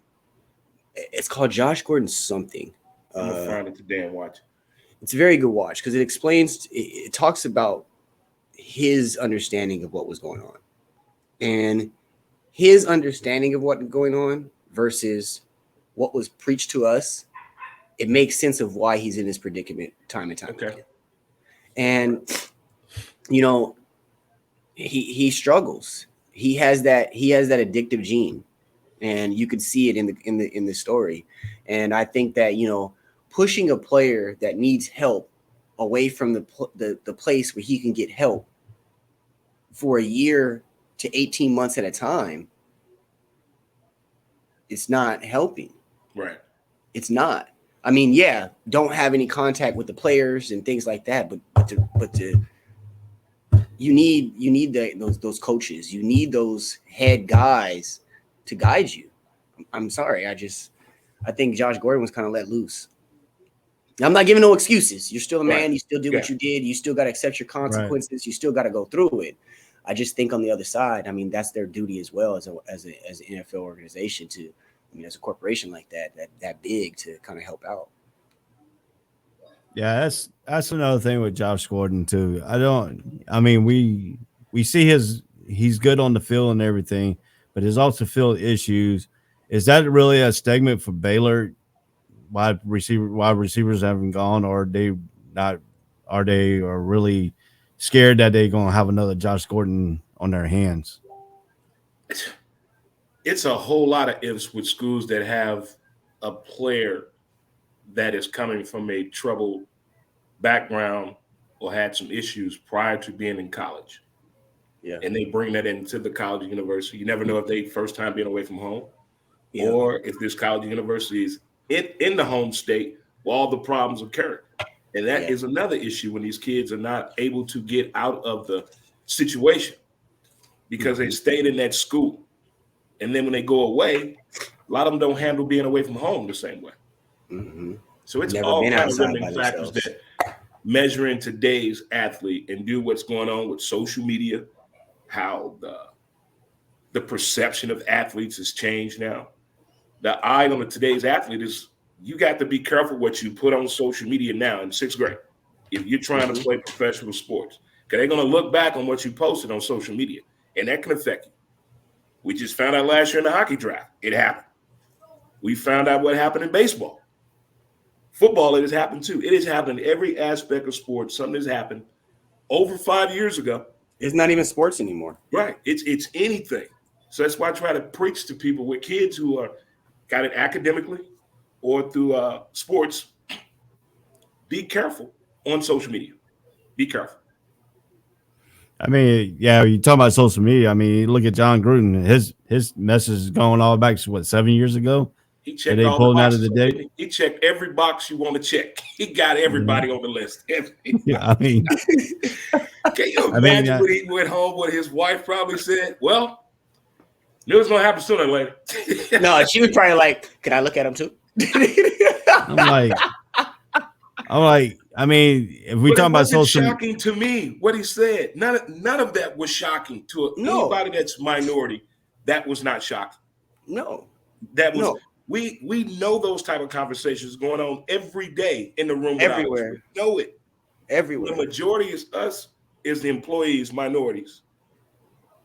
And the majority are non-minorities in the meeting room.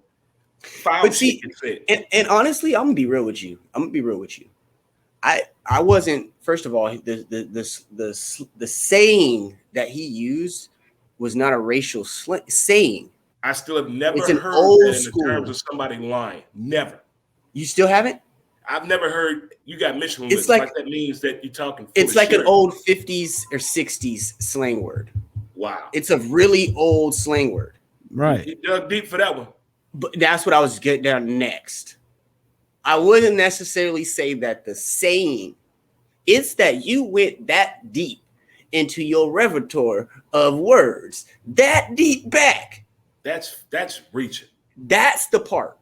It's not necessarily the phrase, because I can, even if it was a new thing and he was trying to push it as a new slang word, I can understand it. You flap your lips, you run your lips, it kind of runs together. Right. However, what the parts that get me was the Washington Redskin emails with the cheerleaders. That's sex trafficking, y'all. Nude photos of these women. That's sex trafficking, y'all. Yeah. And here's the NFL is gangster. Those women sign an NDA. Yep. They can't say nothing. They can't say a damn thing about it. That's a whole new level, bro. That's a whole new level. But that's where it comes into, okay, we're going to blow up this John Gruden thing. We're going to blow this up. We ain't about to sit. Thank you. Because that's how this whole thing happened. It was all based on. Yeah, when you make somebody look to the left and something else going on the right. Exactly, Dre. It's just like that. It's just like the cup game with the little ball underneath it. Yeah. Watch this. Don't watch the real thing. And that's the messed up part about this, because regardless of how everyone's personal feelings are on John Gruden, really, he was taken advantage of to protect the whole. And that's what it comes down to. Those emails are way way worse than what John Gruden's email was. They were passing around nude photos of these women back and forth. Yeah. But beyond that, they sent them as escorts after the photo shoot to paid members. That is sex trafficking. Yes, it is. Yeah, buddy. So, in college football, we're looking at this. We're talking about social media. Do you think they should teach these guys what to post, what to not to say on social media, and try to help them out and stuff like that? I'm going to take it a step further. I don't think a collegiate athlete needs a social media page. Let the school handle it. Let the school handle it. That's removing some of them, because some now of their now they're getting paid. The athlete can get paid off they like this. If they got a good social media following, they can get money off of that. So I understand that side of it too. But the etiquette in social media needs to be looked at and controlled a whole lot better on what they're posting. You can still be you. You can still go get the bag. You can do all that. But be careful with your wording, because it can affect your financial future. Now, I have a question for you real quick before you move on from that little part, because Dre, you brought up a very good point.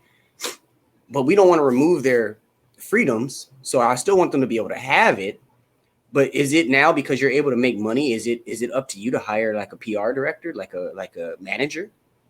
Well, good point. That's what college sports did this year. They have somebody to help these kids with getting paid off their likeness this year, so it doesn't get out of hand, doesn't get understood, just done the wrong way. Because we've seen, when it comes to money in a collegiate athlete, we've seen some horrible stories. And more importantly, it affects the kid, because the kid now doesn't get a chance to play ball.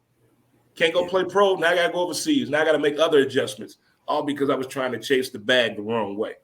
Correct. And the institution was trying to step up their program the wrong way. But then in the end, who gets hurt is the kid. That slap on the wrist for the institution is nothing. That school's still going to be there. But when the kid is denied, now we got to change everything up. We got to change the path to the process now. I mean, when you talk about publicists and stuff like that, I mean, some universities do have some publicists on their staff that helps out the, football team, basketball team, baseball team, but they post on social media. They have somebody to look out and say, hey, look, you might want to change this word here. This might take it the wrong way on certain things, stuff like that. You think all universities should go that route? I think they do. They do. They all have someone to help them out with the media and the press. The coaches as well. Some coaches use it, some don't. You can tell the ones that have been fired or said dumb things to the media we've seen over the years. But I don't think people know how serious this really is with this social media content when it's done by an athlete in college, in high school, in grade school. And then they're trying to show their maturity or maturation process. And then it goes back and we go back to that post or that tweet that they put out. And now we're like, well, I was young. You can't use that no more. I was young. I made a mistake. No. Not when it comes to once you hit enter or send, it's a wrap. Can't take it back. Yeah. And I think that honestly it's gonna be something, Ray Dre at I like that.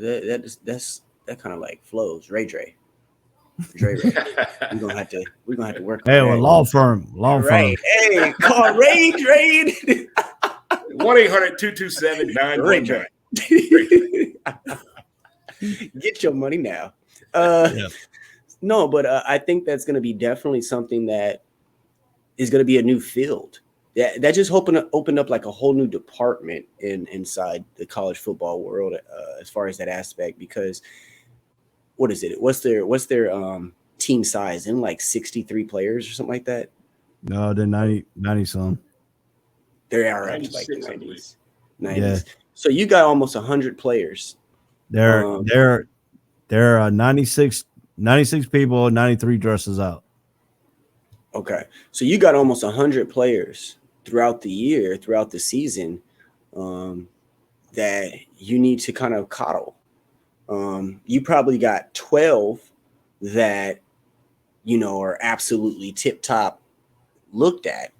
And those ones can't cough without someone looking at what comes out their mouth. So I think there's going to be a whole new field of people. Like we have scouts and we have all these other things. We're also going to have mentor.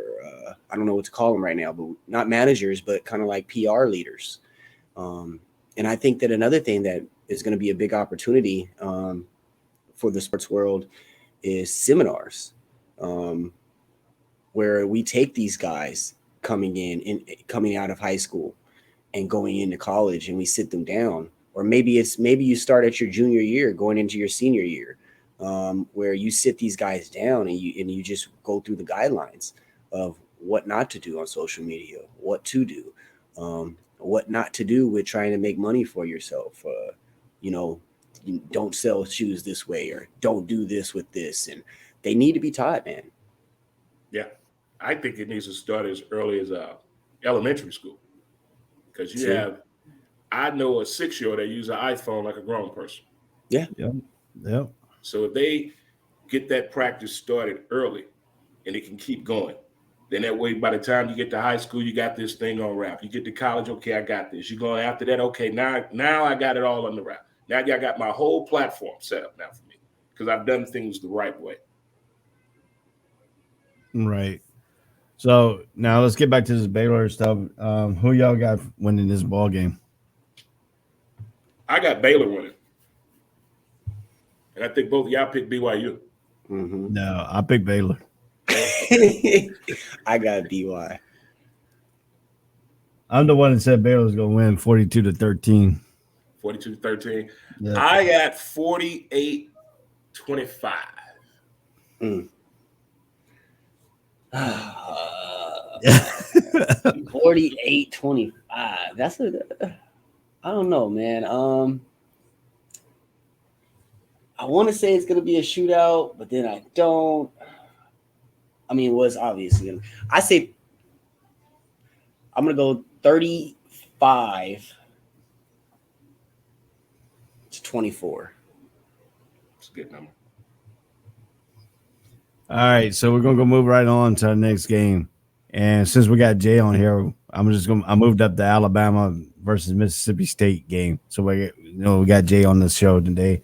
This game is at 7:00. It's at Wade Stadium in Starksville, Mississippi on ESPN. Alabama comes in at 5-1. Surprising, not 6-0, 5-1 against a Mississippi State who was 3-2. Who beat the Texas A&M team that Alabama lost to in Kyle Field. Not in Starksville. This game was in Kyle Field when they lost to Mississippi State. So is this going to be an Alabama team that's going to come in pissed off and actually destroy Mississippi State, or will Mississippi State do what they did at Kyle Field? I wish they released the video clip of Nick Saban at halftime last week. I would love to. I would love to hear that.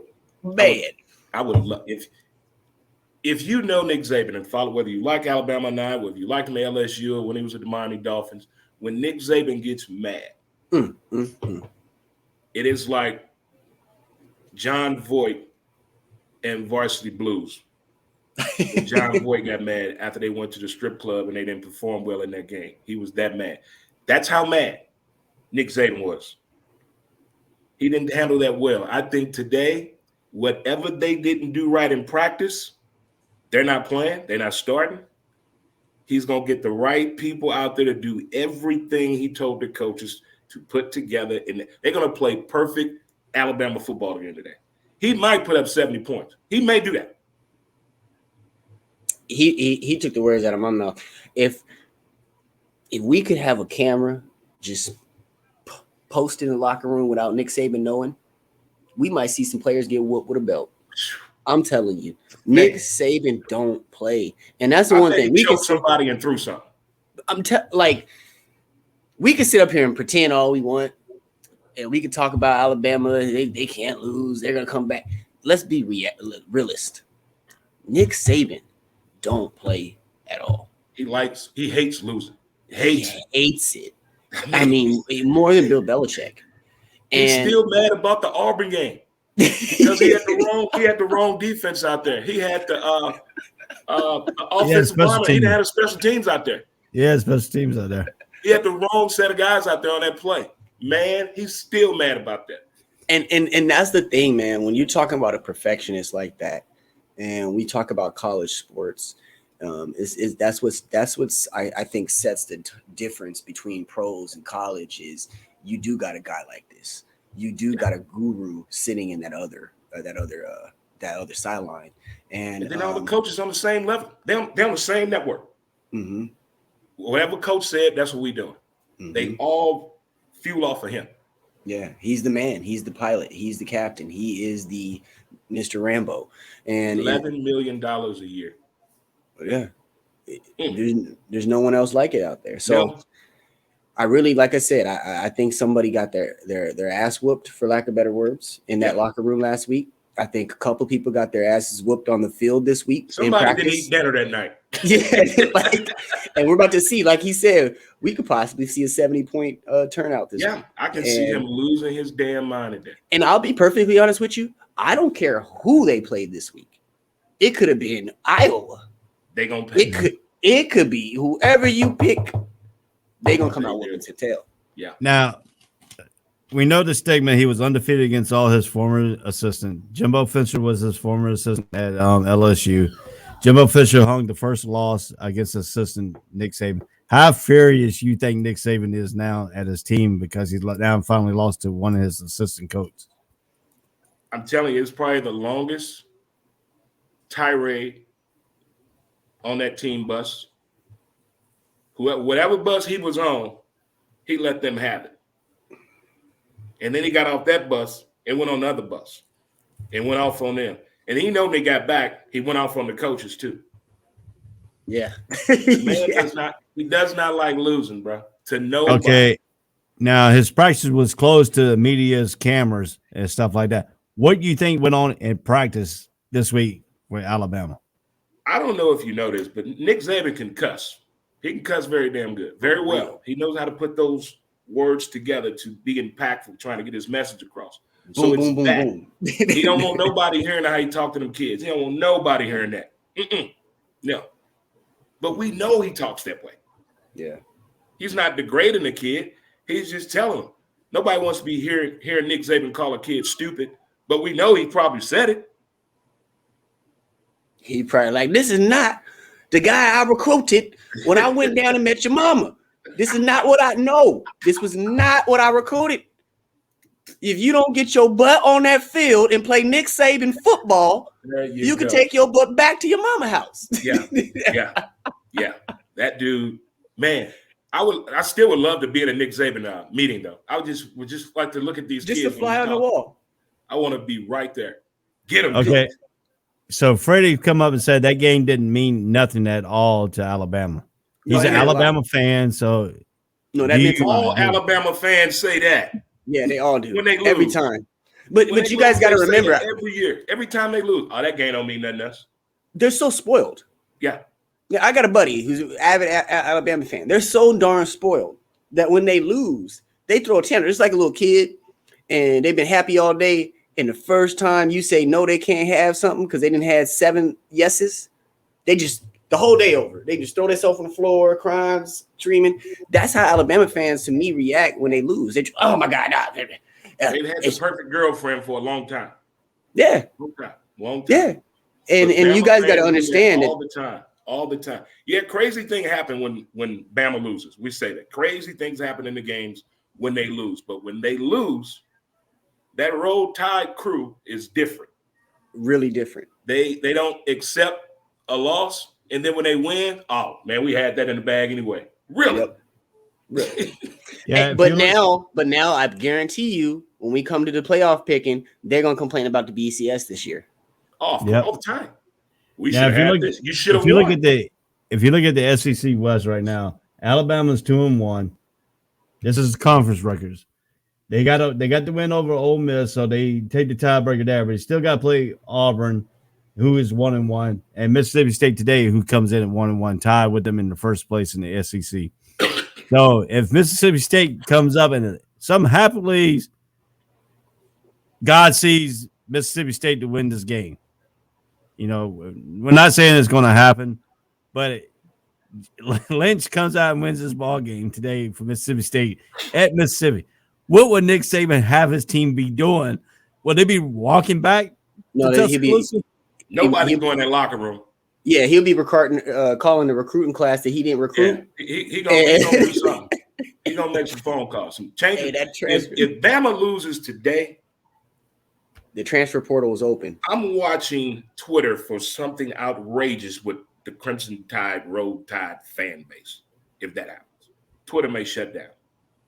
Like seriously, if they lose today, Spencer Rattler might get transferred to Alabama. That is. And here's another thing. Here we go. We got Freddie coming on.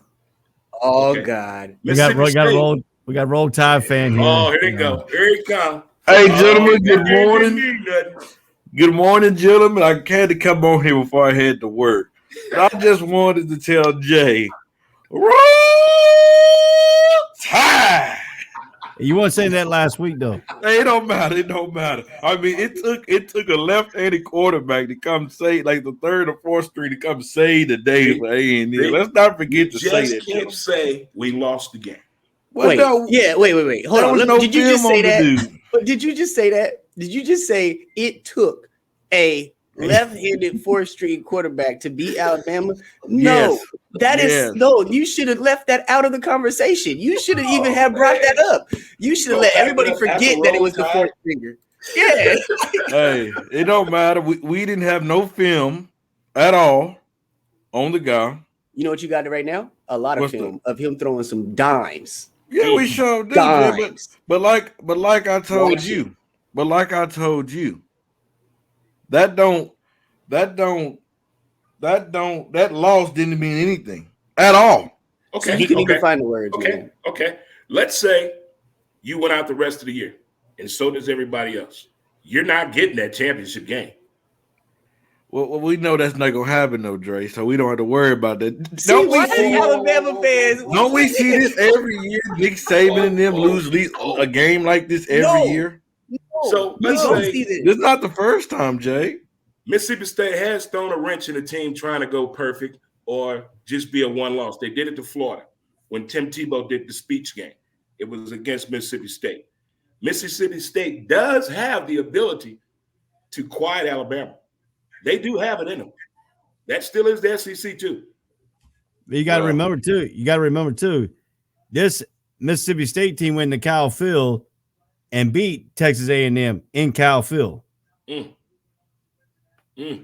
Well, all I'm gonna say, and I'm gonna hop off here because unfortunately, I have to go to work. I want to say this one more time.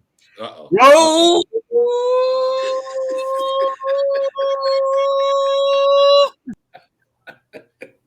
Anyway, this is my Boy, show. that sounds like an love them Alabama Bama fan. man. I love them.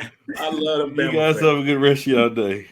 Them darn Alabama fans, y'all. But you notice about Freddie, our president. He's got the Lakers. The only team that's really losing in his whole repertoire is the Giants. But then he makes up with the Green Bay Packers with the Aaron Green Bay Rodgers. Giant fan. Green Bay and a Giants. He's a Green Bay Giant fan. Yeah. That's what we call them, the Green Bay Giants. So anyway, so You got let's a get back giant to this. cheese head. So what's going to take Mississippi State to beat Alabama today? Oh man, A miracle. yeah, they got to play football. Everybody got to be all in, have each other back. They got to get like the Disney movie part, the inspirational sports part of the movie. When you know the team's about to be triumphant, they do a turnaround. It's that pivotal point of the day. They got to be that way the entire game to take the air out of the ball for. They got to play like Remember the Titans. But if they do it, they're gonna destroy that damn field. Yeah, they need to call Rudy. That's who they need to call. Speaking They need of to call. the greatest sign I've seen at College Game Day a few years ago. Somebody held up a sign that said Rudy was offsides. Man, I laughed so hard. You know that it's going to cost. Does Mississippi State have that $100 million that it cost? The Texas A&M when they rushed the field last week. Does Mississippi State have that kind of money? Listen, don't let Mississippi the state fool you. It's some money down there, old money down there, old rich long money down there. Yeah, they can pay. Yeah, no, they gonna need a miracle. They gonna need a miracle. It ain't happening. I don't see it. If Alabama come in here the way I think they're gonna come in here, and let's be real, coming off of a loss, and it's still October. Nick Saban knows. They got to be in that pivotal point for that bowl matchup or BCS. However it's going to match up when they want to be in that top contender spot. So Bama's going to come out trying to destroy them. You've seen Alabama practice before. I know you have. They try to break your damn head, and they teammates. So imagine what they'd try to do to the opponent today. But if Mississippi State can go out here and get that unconventional turnover, get a pick six, do a scoop and score, hurt the quarterback. Yeah. The hidden intangibles of the game. They can do that. Oh, boy. Hold on. Yeah. And it's going to be your phone going to be going off, bright red screen on the bottom of the TV, breaking news. There's no tide left in the road. Yeah. No, and that's the thing, man. I understand where the Alabama fans are used to winning, but be realistic. That game meant a lot. It's too early on in the season. Alabama can't take 2 losses. No, not in October. No. And the BCS is not. That. And the BCS is not built around Alabama. So you lose and you're out, bro. You're out. Call it what you want. Complain like the rest of us. There if they don't do it. It is, but complain like the rest of us. Something like you mentioned when you first got on today. You want to see something different. Yeah. Bring somebody else in our home. Let me find out about this school a little bit more. Yeah. No Ohio State, no Alabama, and if Oklahoma keep looking the way they looking, no Oklahoma. It might be the Penn State. It might be a Michigan. It might be a Iowa and Cincinnati. How about Wake Forest? Stop it. Man, you should have said Coastal Carolina. Yeah, I mean, Wake Forest is right now undefeated in the ACC. The only undefeated team in the ACC. But I don't think they're gonna be. Nah, I couldn't even see that W. That's good for that football program. That's good for that football program. I mean, if you look at it, they still got a few ranked teams left to play. They still got North Carolina State is ranked number 22 in the nation. They're number 19 in the nation. So I mean, you still got some ranked teams to play, and then they got the ACC thing. Is the ACC going to be left out of the bowl picture this year? The playoff picture this year. It'll be the first time. It'll be the first time since the playoff started that the ACC team was left out. Yeah, No, they're going to be last left year was out. kind of rough though. That was different football last year. I'm surprised those kids and coaches made it through than the conditions they had to go through just to be on the field. But this year, if the ACC keep playing the way they're playing, they could possibly be in that conversation and be in a matchup. I think Wake Forest is really helping them because the ACC is looking rough the last couple years. Yeah. So I mean, but to me, in this Alabama and Mississippi State, does this game feel that Alabama's going to come out and probably put 35 in that first quarter? I think that, yeah. I think if you go to the bathroom, you're going to miss it. You're going to miss 3 scores probably. That's how fast he's going to try. He's going to try to do some Chip Kelly shit. How fast-paced the game is going to be. I'm telling you, right. This dude is going to be methodical. He may call defensive plays today. He may take over the defense too. That's how mad this man is. So what you're saying, so Dre, let's take this analogy a little bit different here. You say if you go to the bathroom, like people went to the bathroom in Tyson Spence fight, and that was over by the time you come out. Is this game gonna be over by the time you come out? To the morale of the team, to the players on the opposing side, yes. They might return the kickoff. Is this Mississippi State homecoming? I don't think so. No, I think it's their home. I think this homecoming week. I think because last week was Florida's homecoming, so I'm thinking it's their homecoming today. But either or, homecoming ain't gonna be so sweet. Not gonna be so sweet. No, their homecoming is November 23rd. Oh, 23rd. Damn, that's a late homecoming. Yeah.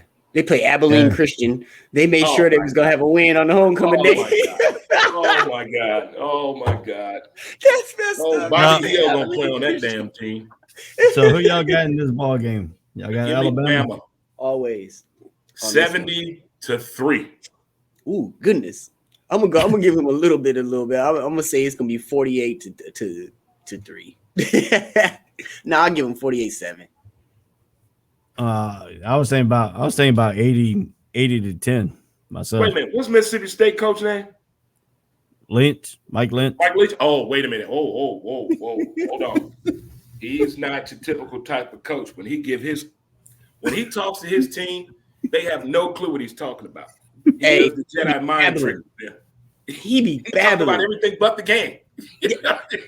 Hey, I seen him on the college football morning show that like last year, I think it was. I understood absolutely nothing that he was talking about. You don't. Nothing. People I didn't do that. You down there, but I don't know what y'all. He talks about everything. Eagles flying, the river running the wrong way. But Mike Leach is funny. He is funny. But hey, guys, I got to get up out of here. Hey, I appreciate y'all letting me on this morning with y'all. Appreciate it. It's been good, Jay. It's been good talking about your Arizona State when we put them on the show and stuff, and they actually win when we put them on the show. I love me some Herm Edwards, man. So me too, man. That's my dude right there. Him and Marvin. Yeah, but no, I'm gonna link up with you guys again. Okay. All right, man. It's been good. Yes, sir. Enjoy your weekend. You enjoy. All right, Dre. So we had we had some good conversation there with Jay and Freddie jumping on. Let's get back to the breakdown of our college football show here. So we're gonna do some time constraints here. We're gonna rush through some of these and finish picking out our 12 o'clock games, and then pick some of our 3:30 games, and we'll get to the Georgia and Kentucky game is our game of the week. So you ready? Yep. All right, Michigan State and Indiana. Who do you have? I can't put my personal feelings. I gotta stop that because I don't like Michigan State for other reasons, but I'm gonna pick Michigan State to win this game. Now, to me, let me talk about that because I have the same thing. Michigan State winning this. Indiana did good last year. Was it because of the COVID-19? I mean, some players perform better last year as opposed to this year without fans and with fans. They were explaining that through a breakdown on a piece earlier this year on one of the sports shows I watch on how that is affecting certain athletes with the fans, without fans. And I think Indiana was one of those teams that really benefited from not having the fans there. You know, they could just – it's a different feeling when you don't have all that noise around you. It's easy to block things out and just concentrate on the game. But I don't see that big of a difference in the jump of last year to this year play when it comes to Indiana. I mean, they still run the ball, still got a pretty good defense. I mean, they got the same quarterback. They got almost the same team. Do they? From last year. I thought they lost a few people. They might have lost a few people, but they still got the key point in contact, the quarterback. Right. That's the bump they ran into this year, trying to go off and play like they did last year is not working. Yeah. I still got Michigan State winning this, though. Yeah, I like Indiana. How about Auburn and number 17, Arkansas? In Fayetteville. Arkansas is still mad about that Alabama game. I mean, that Georgia game.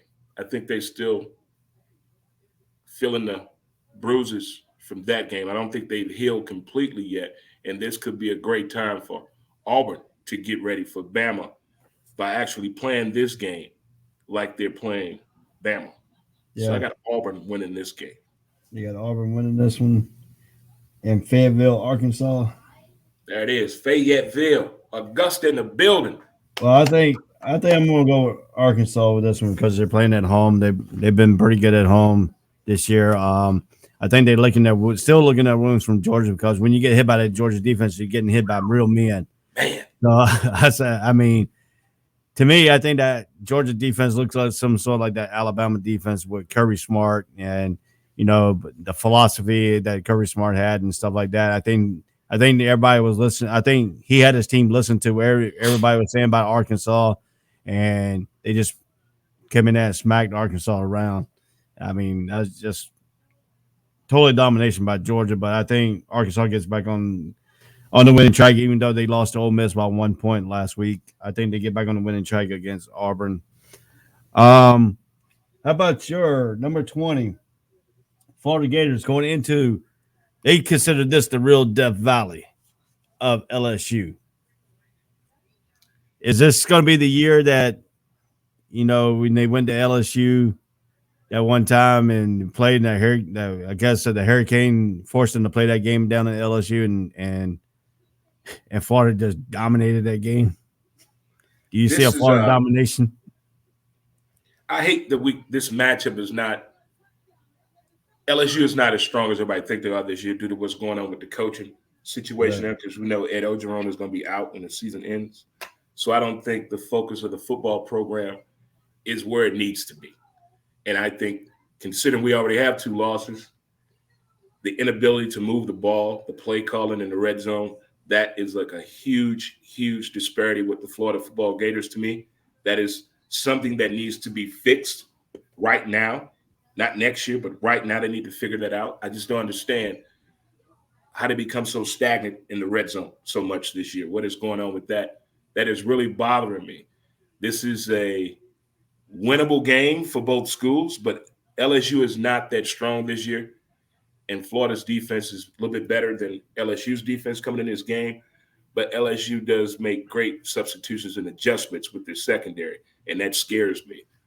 But if we go in here with a 2-headed monster with our quarterbacks, I think we could create some excitement, get some big plays, and really utilize having the ball on the offensive side. Yeah, I look at a couple of things here for Florida, and you mentioned something about the red zone and all that stuff. But else I mentioned about Florida here is too, I watched that Florida and Kentucky game. I watched it from the beginning to the end. That's one of the games I picked this year to watch full games and stuff like that. But it's because the intriguing of the 36 wins out of 34 wins out of 36, tries for Florida. Going into that home battle in Kentucky, Florida had not lost in Kentucky since 1986. And when the game got tight and the game got to fight, Florida looked like they tensed it up a little bit of time. What can the coach do to get this team not to tense up in key moments? Because in their 2 losses this year, they have tightened up in key moments. Ideally, I really think this happens. I really do believe this. I think coaches watch the previous week game film to talk to the team. They got to put out there, play disciplined football. We have too many penalties, way too many penalties, way too many, especially on the offensive side in that Kentucky game. That was just horrible. So if they practice that discipline on the field, that could help the team. That got to change big time. And that play call in the red zone, if that does not improve, we cannot win this game by kicking field goals. We got to get in the end zone, that being Florida. If we don't get in the end zone, LSU going to have a field day with us. Yeah, I agree with you in two things about this Florida and the LSU game. Explaining LSU, Ed Orgeron's probably on his way out. Now, my question to you is, do we see Ed Orgeron come out in overalls with no shirt on like the guy in Waterboy? No, I don't think that. I wish they mic him up because he sounds like the coach in Waterboy to me. But I love Ed Orgeron. It's a very touchy situation why he's being let go. But hey, that's how the things work. That's how it works now. So it's no surprise to anybody that that's taking place. But I don't see him doing anything to inspire the LSU football team because there's too much going on behind the scenes. We're just going to go ahead and finish this year out. Maybe the other coaches can do a little bit more because they know the big man is leaving. His words are not as strong as if he was staying there. You know what I mean? Right. If you know this person is leaving, you're not going to put all that energy into them. So we got to listen to you. So maybe if the other coaches step up and talk to the kids, maybe that can change the tempo, the game of play, the state of play, their style of play. I mean, Ed Orgeron is a LSU alumni. Yeah. And I don't know why his inspiration has not really been – says they had that one good team. Was that – now, my question to you, when they had that good team with Joe Burrow and all that, was the offensive coordinator running that team more than Ed Orgeron? You got to look at the players that they had. You lose those players. See, the college football window is very small. You got to, when you can notice the talent that you have and utilize it and win, do it. Do it. And they knew they had that small window. LSU knew it. But my thing is, you got to recruit. So you knew what was coming in behind that class. So that goes on coaching. You didn't develop these guys, but you developed those guys. Right. So that's the hidden disparity with me in college football when certain programs can be across the board for 10 years, have these great players come in, go to some bowl games, maybe get a mention in the top 5, but haven't really got to the pinnacle point of a national championship. But the ones that get to the national championship, let's pull out their resume. Let's see how we got this team. How do we get here? How do we keep doing this year in and year out? And other programs can never get 1 or 2 years of doing that. That's mind-boggling. Right. Yeah, I mean, I agree with you in that situation here and too. So what do we see in this ball game? Do we see, Chris says, "Oh, morning, fellas. Good morning, Chris. How you doing, man?" So we're getting to this ball game here. So do you have Florida actually winning this game at LSU? Oh, man. I'm a Florida. I'm putting you on the spot since you're. I'm gonna put you on the big spot here. I'm gonna put you in the spotlight. I'm spotlighting. I want to hear you in the spotlight. You're in the spotlight. You're in the only screen. I want to know: are you gonna go against your Gators in this ball game? I want some Gators, baby. I'm going my Florida football Gators in this game, but I'm worried about that red zone play. So I'm gonna stay real nice on this one. We're gonna win this one 21-10. 21-10. It's going to be that type of game. But that red zone has me nervous. But I'm picking my Florida Gators to win this one. We're going to beat LSU. We're going to beat them Tigers and that another excuse for Death Valley. We're going to take them. Well, I agree with you, too. I think the Gators are a little bit more stout team. But then again, LSU defense is a little bit pretty good in Cajuns in the red zone area. If Florida gets in that red zone and can't score, I have a feeling this game could come down to field goal kicking. Oh, God. I have a feeling it's going to come down to field goal kicking. I may make TMZ if that happens. Don't let no football game come down to the kicking game. Have you seen what's been going on with kickers? I think it's a pandemic of that. It is horrible. Take kickers out of football. I think this game is really going to come down to a field goal. It's going to be a field goal game all the way through the whole game because, you're playing in front of Death Valley crowd. You're playing again in front of LSU crowd. They're going to be strong. They're going to try to pull this team through. The Gators going to come in. We don't know what the situation is going to be with Emory Jones and Richardson. Are they going to really play the dual threat? If they play the dual threat, could cause LSU some problems because we haven't seen Richardson in a while. So that's another surprise element that Florida is going to do. And that's why I'm picking Florida to win. I'm picking Florida to win by 24-21. It's going to come down to a field goal. That's good. That's just what I feel right now. All right. Penalties and the red zone. Those two things I'm gonna pay attention to today. All right. There's number 21, Texas A&M, going up into Missouri. Is this a sleeper game after their big victory against Alabama? They playing in Columbia, Missouri? Yep. See, Missouri's a little party town. At 12 o'clock. Before the game. Well, this game would be at 11 o'clock in the morning. Yeah, so those their kids time. went out. It's 12 o'clock our time.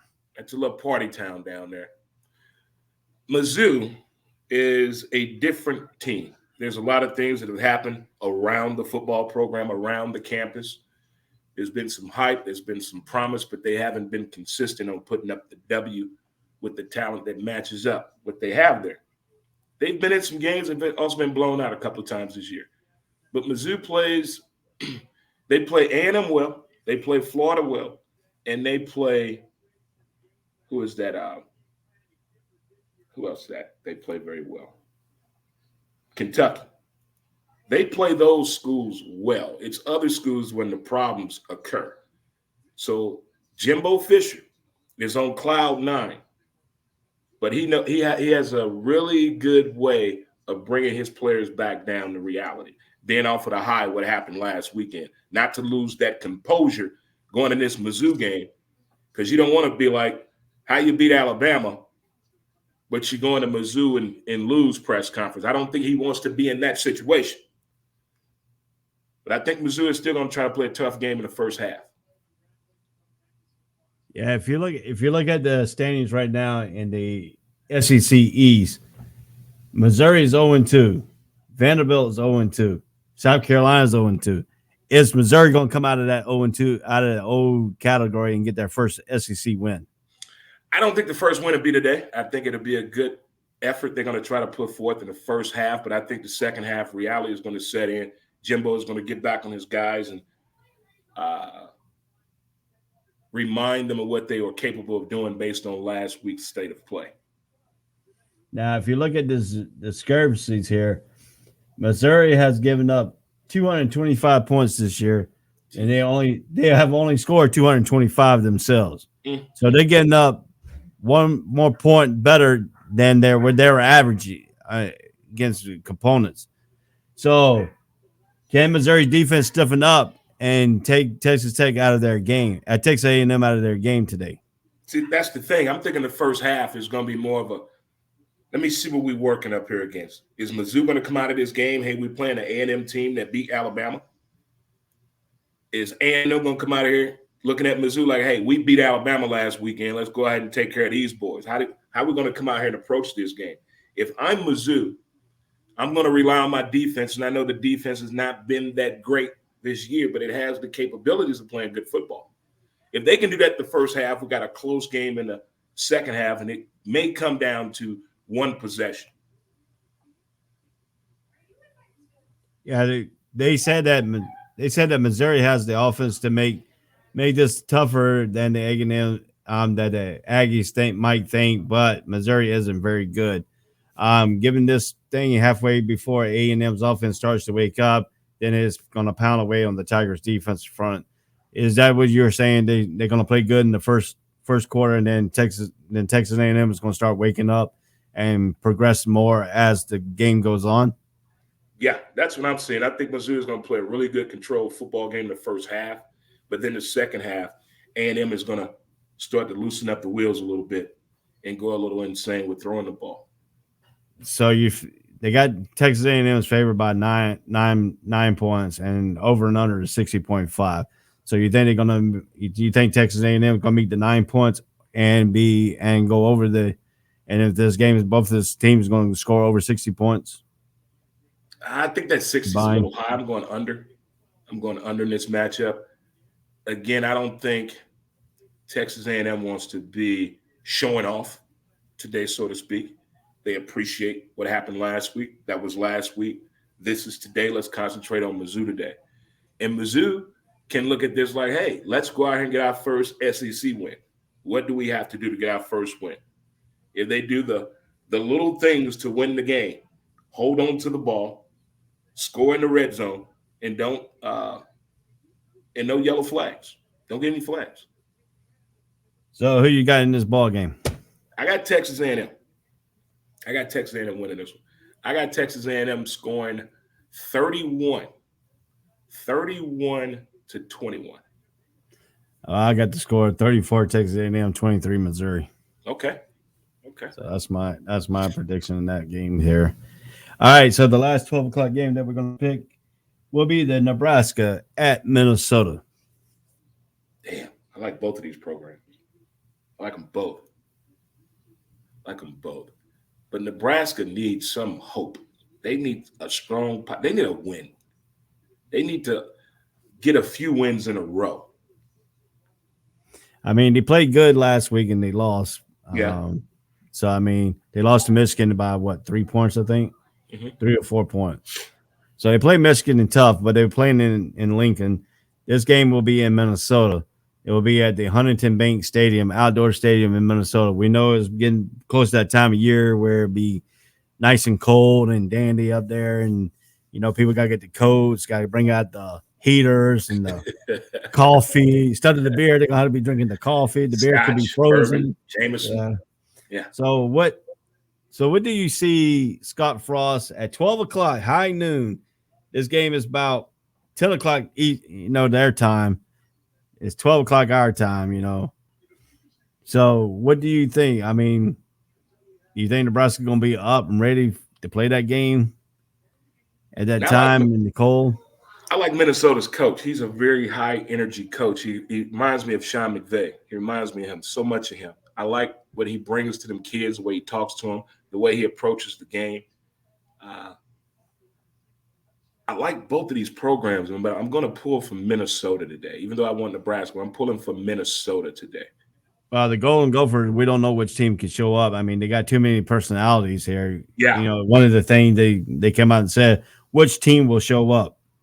Will it be the team from last year that they had good success, or will it be the team that's been playing this year and that's been underachieving with their success supposed to be under the coach? So can Scott Frost outcoach the Minnesota coach to get this victory? This is going to come down to coaching. This is going to come down to key. And that's who can make the changes at a halftime to lead our team to victory. I think the players are listening more to Minnesota's head coach. I think it's PJ something. It's PJ Fluck. Yeah. They listen to him a little bit more. Scott Frost needs to be heard because he has not gained the attention of the program yet. I mean, they're in the room, but they're not really listening. He hasn't got that team where he needs to get them at mentally. So Minnesota coach, he can do some great things with that program. He can understands when the adjustments need to be made, or when a kid is not playing and he knows something wrong, he can do that substitution as well. He's good at that. So I'm giving Minnesota the upper hand today overall. I forgot the minutes is coming. Chris says, I have LSU. Florida has no identity on offense. That's a good point. Put that in. Are you surprised that Nebraska is 3.5 favorite in this ball game? Very surprised. They're coming in favorite.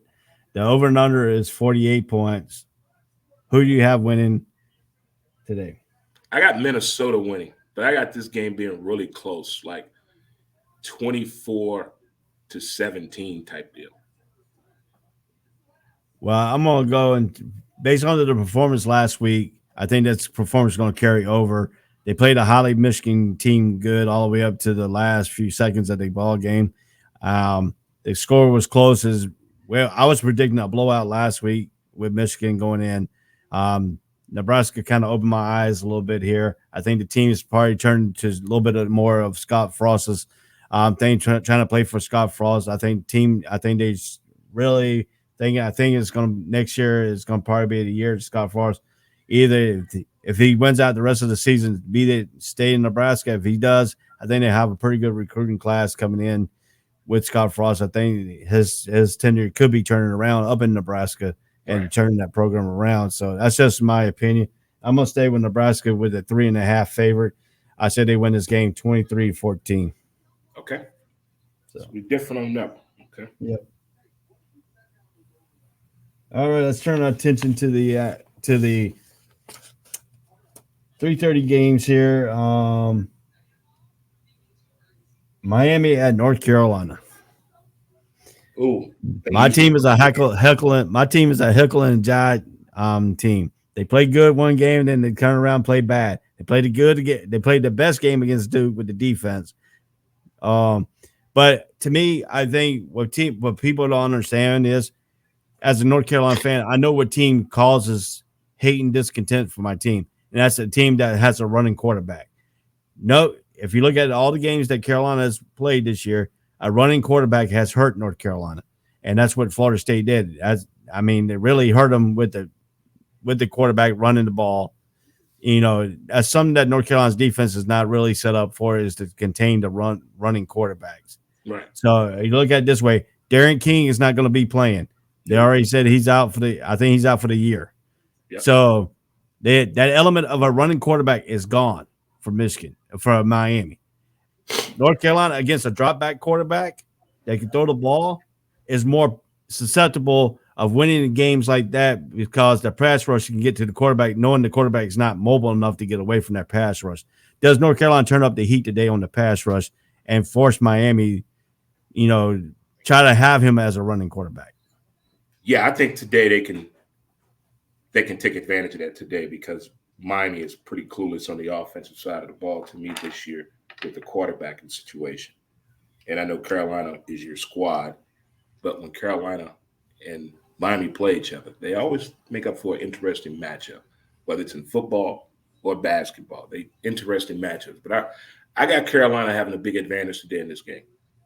I mean, this game is played in King Memorial Stadium. Like you said, the last few years has been interesting with Miami and North Carolina, except for last year when North Carolina dominated them with the 4,000-yard rushing running back and stuff like that.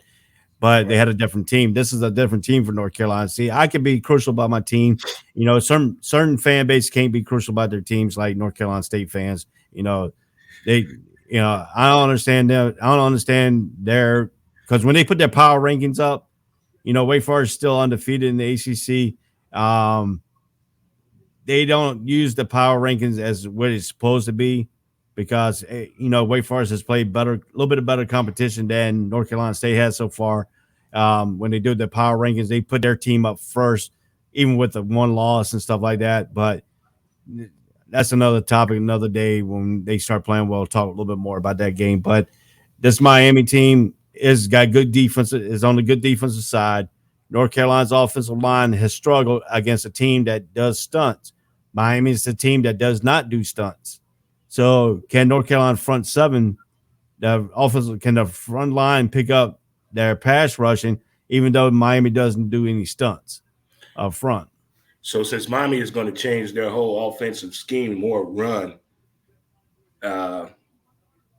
plays and maybe short passes, I think Carolina can handle that. Yeah, and like I said, Derek King's done after undergoing season injury, shoulder surgery. We know he came back for one reason only, to win an ACC title and try to win the national championship with Miami. Since that has gone out of the thing, what does Miami's quarterback have to do to beat North Carolina's defense this week? That's the thing right there, because like you said, they normally have a running style quarterback. And now you want this kid to come in here and try to pick the team apart with passing plays. If the run game is not working, can they do that? And I think Carolina, their front seven is going to apply that pressure a little bit more than what he has seen. This is his second game quarterback, and I believe a third game. This is second. Second, yeah. So I think the game plan they're giving him probably is short passes, run the ball. Short passes, run the ball. Nothing long down the field at all. And if Carolina picks that up right away, and if they try to change up out of it, that's going to create turnovers because they didn't get prepared for it. They're going to come in with a game plan, short pass, and run the ball. I see an interesting stat here. Miami is 0-3 when they allow more than 130 yards rushing. They're 3-0 when they don't. But North Carolina has rushed over 130 yards in every game but lost to Georgia Tech, except they didn't rush to over 130 yards game against Florida State. So that's why that's why that stat right there is intriguing, because if North Carolina can get over that 130 yards mark against Miami team does not know how to win ball games after they giving up 130 yards rushing.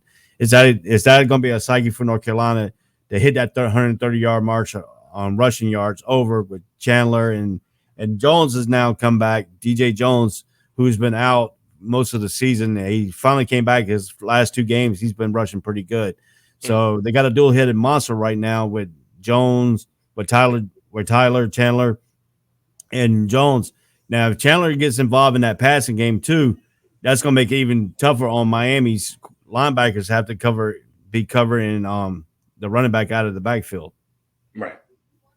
So how do you think North Carolina will use that matchup right there to their advantage today? Yes. I think they're going to have a field day running the ball. They may pull off almost 200 yards rushing today, about 200 yards.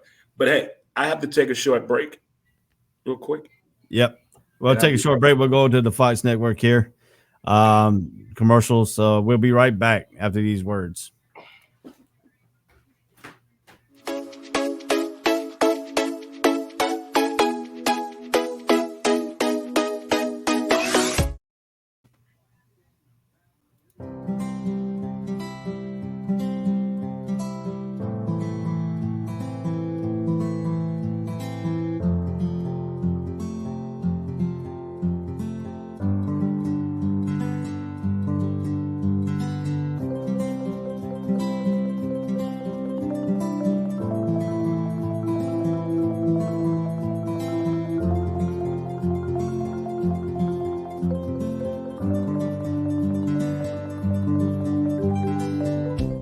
This is the Fox D Streaming Network. Register to come on our channel at foxdnetwork.com. Welcome back to the ASAP College Breakdown Show. I'm Ray Cruz. Montez had to step away for a moment. He'll be right back. We're going to continue on the show a little bit here. We're going to move on to the next topic here. I want to go in. We're going to pick this Miami North Carolina game when he gets back. So we're talking about the Miami North Carolina game. Yes, North Carolina is my team, but I'm going to tell you that they are heckling Hyde this season. They do have a pretty good season going on. You know, not to North Carolina standards that they were picked to be preseason number 10. I think that was kind of high for them. Starting the season off. They kept getting them a little bit more pressure than what they thought. This year, the running quarterbacks from Florida State, some of the key losses has been to mobile quarterbacks who can run the ball. North Carolina's defense is not set up for a mobile quarterback. They're better set up for a drop back passer, which in Van Dyke is a drop back passer. He's not really a rusher. So if they can get him in some passing situation where they can tee off on him in the line and get into there, North Carolina can have a big day. But Miami needs to keep North Carolina not rushing the ball over 130 yards rushing. That's going to be the key magic number for the Miami defense to hang in this ball game and hang with North Carolina. Without Derek King, and now the offense now has to readjust themselves to a passing quarterback, not a rushing quarterback. Derek King, the offensive presence that's around him, being able to use his leg and arms at the same time to get out of trouble. Van Dyke is going to be a player that's going to be sitting there, going to be sitting to a sitting duck. They can't get that rushing game going, and North Carolina can stop the running game. But the key for North Carolina is they got how to play better on offense. Miami does not stun up front. That could be an advantage for North Carolina because North Carolina is susceptible to a stunning front defensive line who stunts a lot, which the center is their weakest point of North Carolina's offensive line right now. The tackles, the guards are pretty stout. That line, when the guards and the center has to be coming into a stunt from that, that's going to be the key for North Carolina. If Miami does change that front to where they do stunts like Georgia Tech did, like Florida State did, like some of the key losses the other teams did stunts. Georgia Tech did stunts. North Carolina couldn't pick it up because the center and the guard couldn't talk to each other and there were acceptable up front stunts. So that's going to be another key for North Carolina. If Miami don't stunt, can they hold up on that front seven of Miami's pass rush? If they can keep Howell up and Saturday, and they can get the ball to downs. We know team has now been rolling double teams to downs, making other team thing for us. It's going to be Chaffee Brown's going to have to step up today. He has to catch the ball. He cannot be short arming the balls like he has in the last few games. That's going to be another thing. What receiver is going to step up for North Carolina? That's going to have to be the key here today. What is going to step up for North Carolina in this Miami football game? That's going to be the predecessor of the stunts here. How are they going to compete? How is North Carolina going to react to Miami's defense? Can the center, if they don't stunt, that's going to help Carolina's offensive line better. Teams have to stunt against North Carolina, has to put stunts where to put the center and the guard in some situation that the center cannot pick up. That has been the problem for North Carolina on their offensive line to keep Howell straight up. It's been they're coming up front on the stunt from the guards in that inside position. It's not been the tackles coming free half the time. It's going to be most of the sacks this year has come from that center position. So what can we see here? Montez is back here. Let me add him back to the stream here. So you got North Carolina beating Miami today? Yep. Yeah, me too. I think it's going to be a closer game than what people think. I think North Carolina's going to probably win it 34, maybe 27 is the score. 34-27. Yeah. So who do you have in this volatile Pittsburgh team at Virginia Tech in Lane Stadium? Can Virginia Tech lost last week to Notre Dame in Virginia Tech? Is this going to be the same situation when Pitt comes into Virginia Tech to beat Virginia Tech in Lane Stadium? Would they go 0-2 in Lane Stadium for the last two games? Virginia Tech. I can see Vitek pulling out of that game from last week against Notre Dame. That was a good game, by the way. That was a damn good game.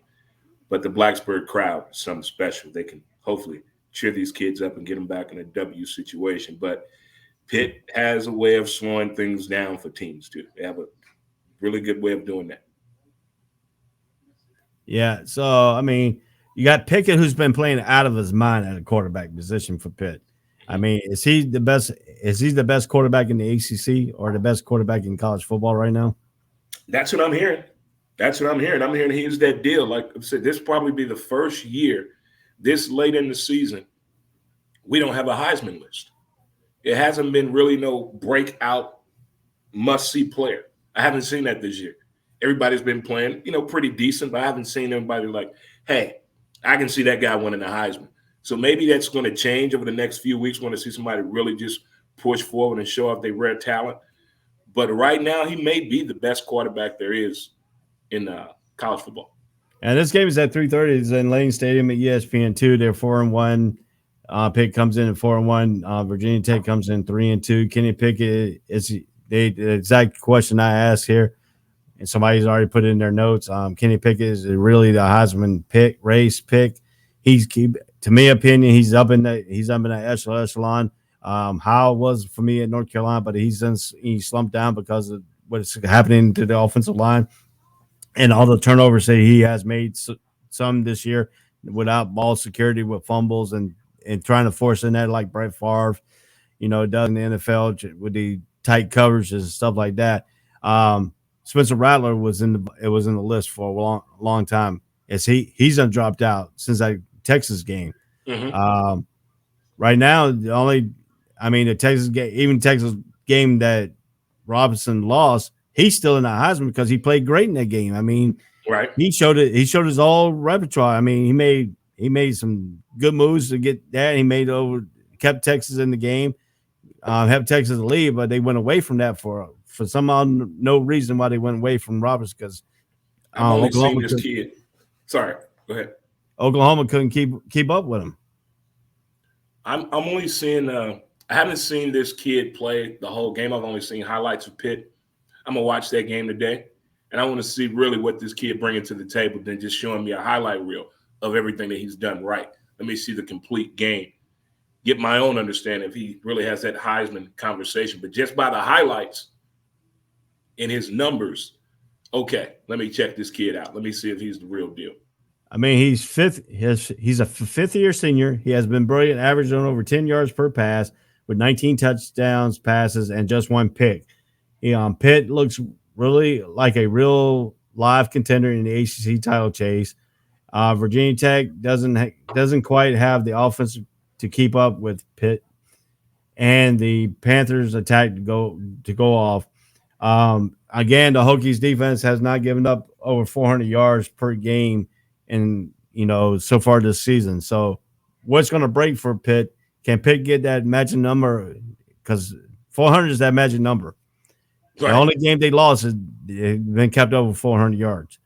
So that magic number with the numbers you just put about the quarterback, I mean, they have it right there. And they can run the ball.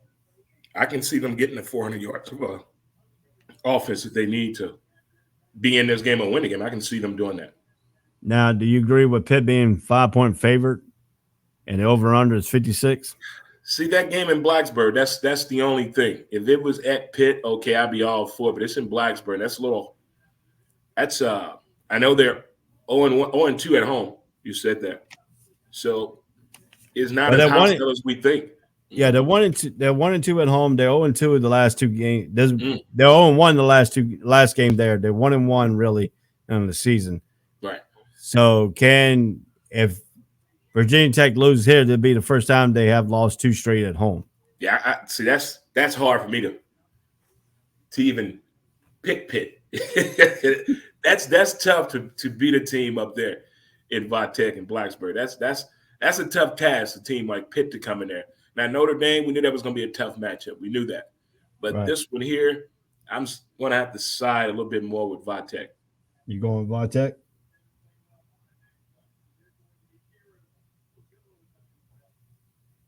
You going to Virginia Tech? Or are you really thinking about it? All right.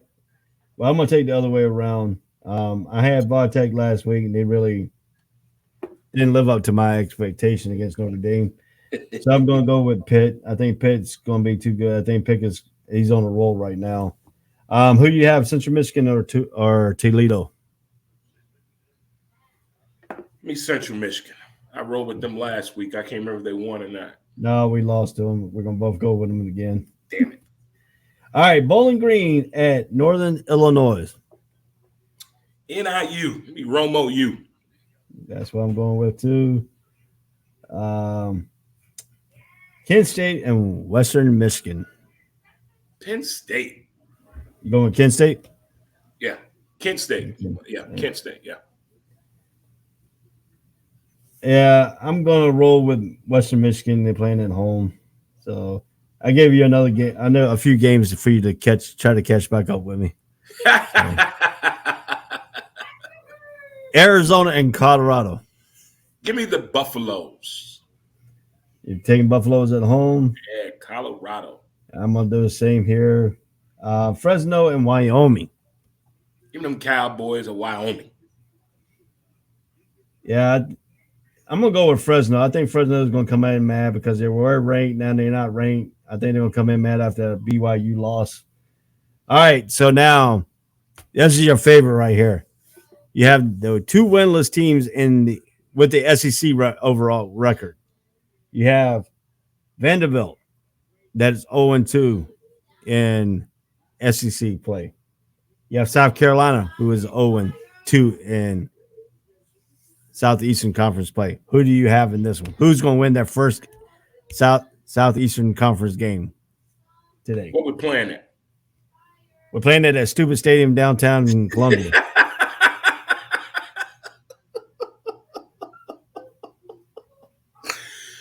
I'm going with the Gamecocks. I did that because I knew you were going to say that. I knew you were going to say that about the stadium.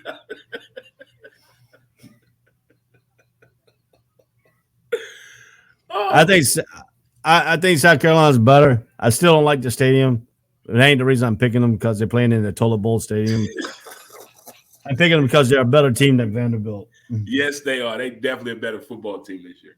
All right, we got Texas Tech going into Kansas, to Lawrence, Kansas. Give me Texas Tech Red Raiders. Yeah, give me Texas Tech too. Kansas is just a basketball school. That's it. You know. So, all righty. Rice at UTSA. Let's go with UTSA, University of Texas San Antonio. Let's do it. You should have gone with them last week. You would have won. Should have. I'm going with them too, since I won with them last week. You know. All righty. How about Liberty and UL Monroe, Louisiana Monroe? Ooh, I like both of those schools. They're playing in Louisiana now. I'm going to go with Louisiana Monroe. I like them people down there. Shout out to Shreveport. Polk City in the building. Well, I'm going to go with the team out of Roanoke, Virginia, and Liberty.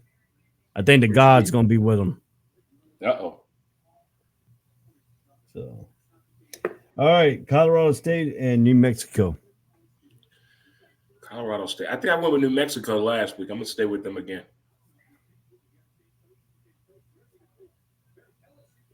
Colorado State won last week. I think they're going to continue their winning ways. So I'm going with them. We'll give you another game. There's 2 straight games you got to pick up on me. How about the Utah State and UNLV? Give me UNLV. Give me some unlove in the building. University of Nevada, Las Vegas. Yeah, I'm going to go with them too. TCU and number 4, Oklahoma. See, it's TCU and Baylor. Every year they get put in a position where they can hurt a team or help themselves. They get in one of those games. This is one of those games. TCU can put up a lot of points, and we can definitely say that about Oklahoma. Oklahoma has no defense. No defense whatsoever. That's scary because TCU can throw up some points. I got the Horned Frogs winning this one in an upset. So it will be an upset because they're playing in Norman, Oklahoma. So, But kind of a home game for them, yeah. So I think number 4 has got the right quarterback. I think Spencer Rattler is gone. I think Williams is the right quarterback for Oklahoma, and they play better for him. I think Oklahoma's going to win this ball game. Number 13, Ole Miss goes into Knoxville, Tennessee, which Tennessee put up 62 points last week. Can we see the same output? Hey, he's trying to light up the board. I don't think Ole Miss has that in them to hang with a team that has the potential to put up 60 points. I'm riding with this Tennessee Vols, man. I'm riding with the checkerboard. Riding with them. So you got them. Yeah. I don't know. This is going to be an interesting game because, Ole Miss just barely beat Arkansas. They lost. They got killed by Alabama. Kiffin hasn't come out and say, get your popcorn ready for this ball game. I think he learned from that mistake. So I think, to me, Josh Heupel's got Tennessee rolling, but I don't think they got them rolling back all the way right now. I think it's going to take another year maybe. So I'm going to ride with Ole Miss going in there with a 1-point upset. Ole Miss. So, number 22, North Carolina State versus Boston College up in Chestnut Hill in Boston, Massachusetts. I've been there. I've been to Chestnut Hill. Let me go with BC, man. Let me Boston College. Let me ride with the Eagles. I'm going to go BC too because I'm going to piss all my North Carolina State friends off. You have North Carolina State friends? Yes. I got a sister as a North Carolina State fan. Oh, man, you can't help that.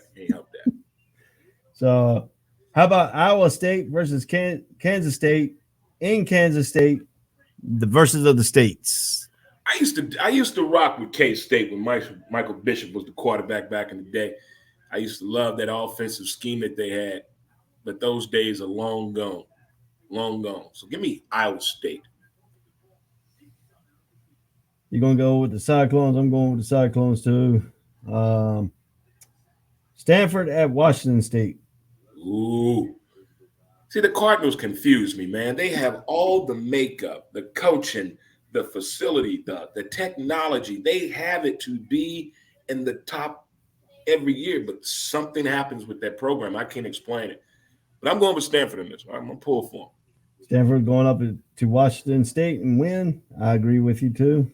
I like that Shaw. coach is credited with creating that VR program that everybody uses now to help quarterbacks in concussion protocol. That's a pretty neat piece of technology that they have. All right. How about Army going into Camp Randall and play Wisconsin? Wisconsin. Yeah, I can't go. I can't go against Wisconsin. I like, the Army is the military, but there's a different strategy here. I think Wisconsin is gonna have the best defense than the Army this time. So I think Wisconsin. I think Wisconsin calls the Wisconsin National Guard to win this ball game with them. So UCLA at Washington. UCLA is not back to me yet. Give me Washington. You gonna take Washington? I'm taking UCLA. Wait a minute, Chip Kelly there, right? Yep. Give me UCLA. All right. Sorry. Change pick there real quick. Yeah. I forgot that's Chip Kelly. I ain't betting against him. You did last week, and you got backfired. Sometimes I can call him, but I'm feeling this one today. All right. Louisiana Tech at UTEP. Woo! Give me some La Tech all day. I'm gonna stay with UTEP. UTEP won last week for me, so I'm gonna stay with them. They're playing at home too. Air Force at Boise State. Ooh, Boise State. Last week you said the Air Force weren't going to take the Air Force strike and win, but they did. So now what we're going to have? We got Boise State that won last week against BYU. Yeah, I got Boise State. Yeah, Boise State on the blue turf. Yeah, buddy. Old blue bonnet. I think the Air Force come in with the Air Force, fire the jets, and just tee off on them. So, all righty. Herm Edwards, number 18, Arizona State, goes into Utah. What was my man name that was on the show with us? Jay? Jay. In honor of Jay, I'm pulling for Arizona State. Herm Edwards.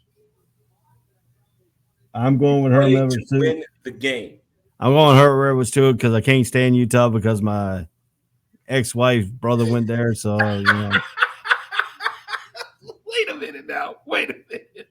So. You don't like them because your ex-wife brother went there? Yeah. That's beautiful. That is beautiful. Yeah. Anything with my ex-wife's family, I can't go with. Sorry. All right. Hawaii versus Nevada. Ooh. Give me Hawaii. 808 in the building. Hawaii's going to go to Nevada win. I'll give you two too. I love Hawaii. I like living out there, Not full time, but I like it out there. But I lived out there for 4 years. It was beautiful. Yeah, I did too. All right. So our game of the week, we're going to talk about here. We got a little while to talk about them. I got enough time to get it in here. We're going to talk about the Georgia Bulldogs versus Kentucky, 5-0 versus 5-0. Number one of the SEC East. The winner of this game will take the East. This is going to be one. I hope the game lives up to the hype. Well, it's between the second hitches, not the original hitches. North Carolina's got the original hitches, This is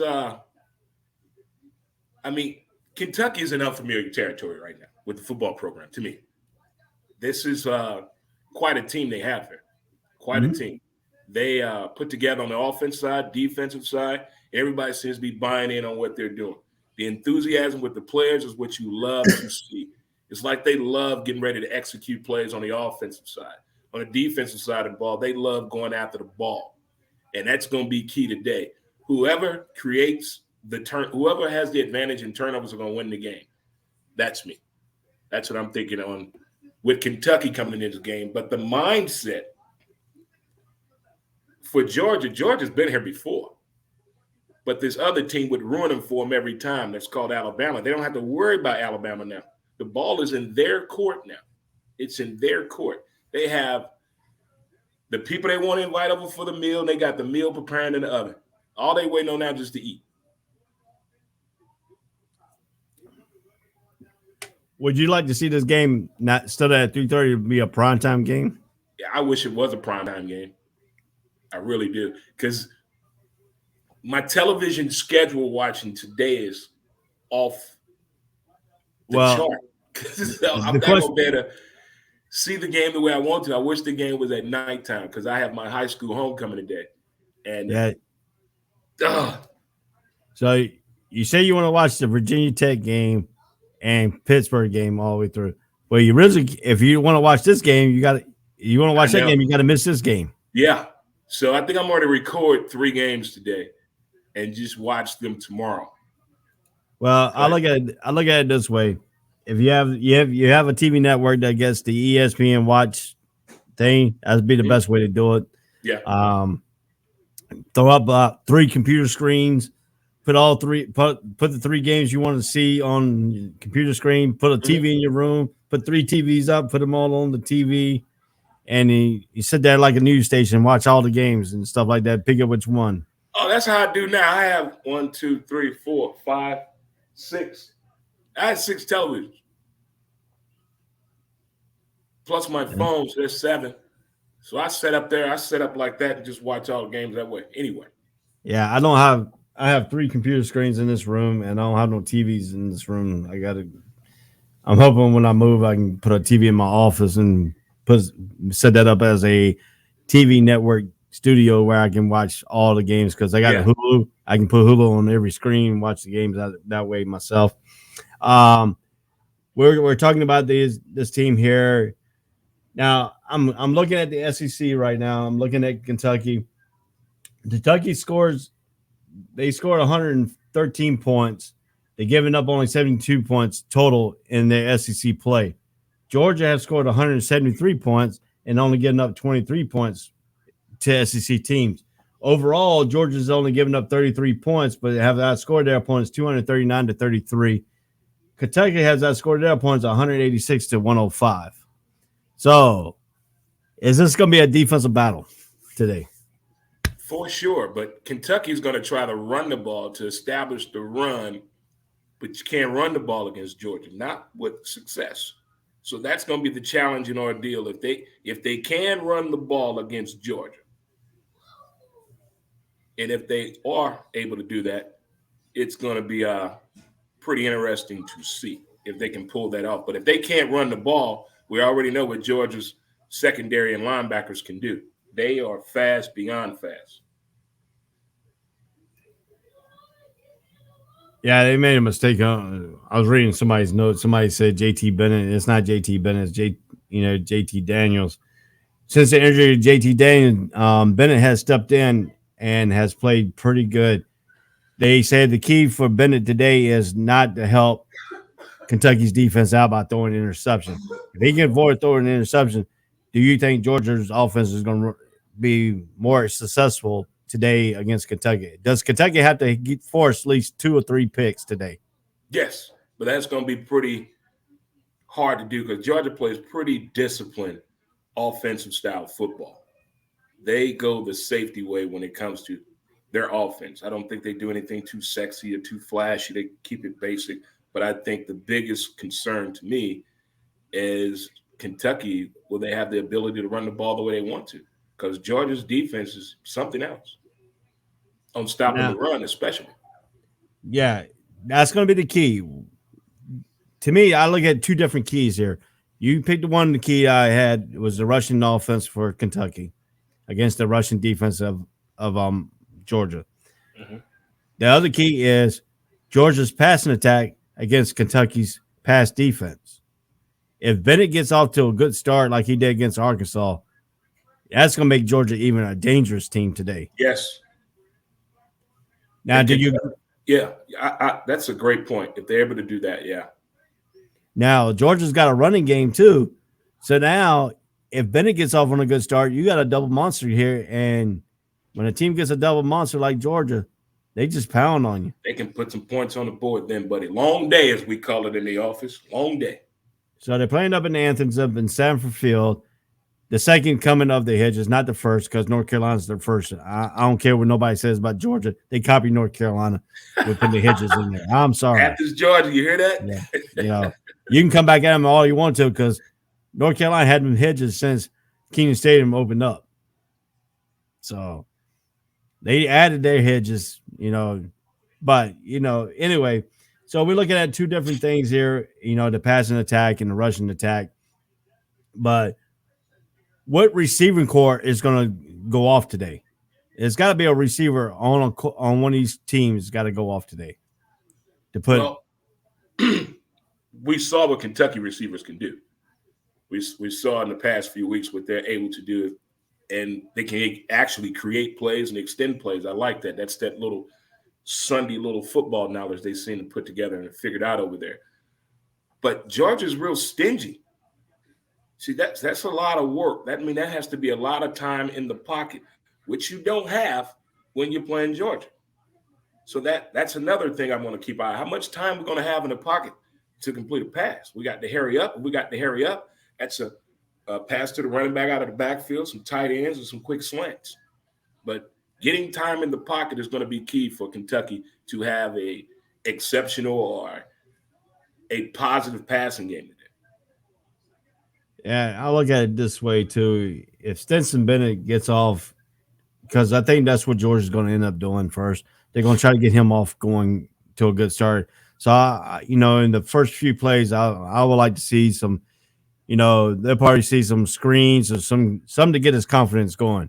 Because once he gets his confidence going, then you got unbelievable what Stetson Bennett can do.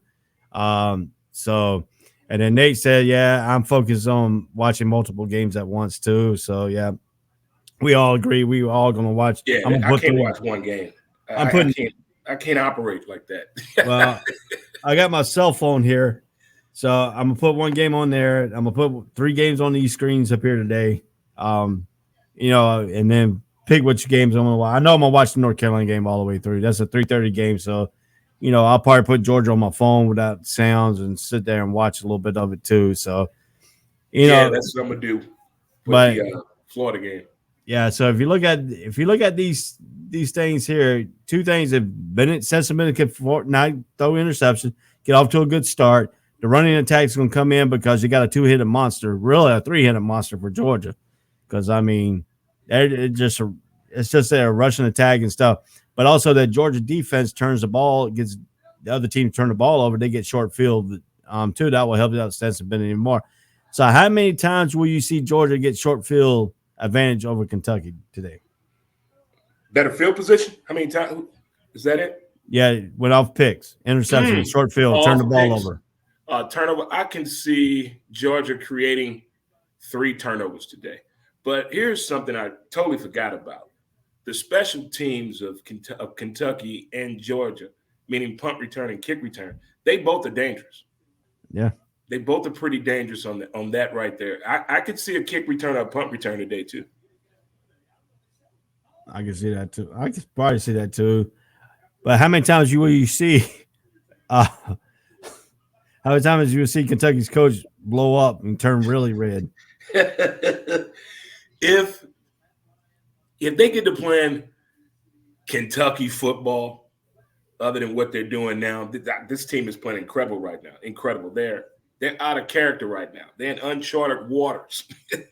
This is not normally what happens with the football team. It usually happens with the basketball team, the baseball team, the women's volleyball team, things of that nature. But here, I could see him losing his cool in the first quarter. Somebody's not listening and taking advantage of the opportunities. A man falls down and you don't hit the open receiver. You're not going to get that twice. Now, is this the wrong time for Kentucky to play Georgia because they're coming off that big win against Florida? Could this be another letdown game from Kentucky?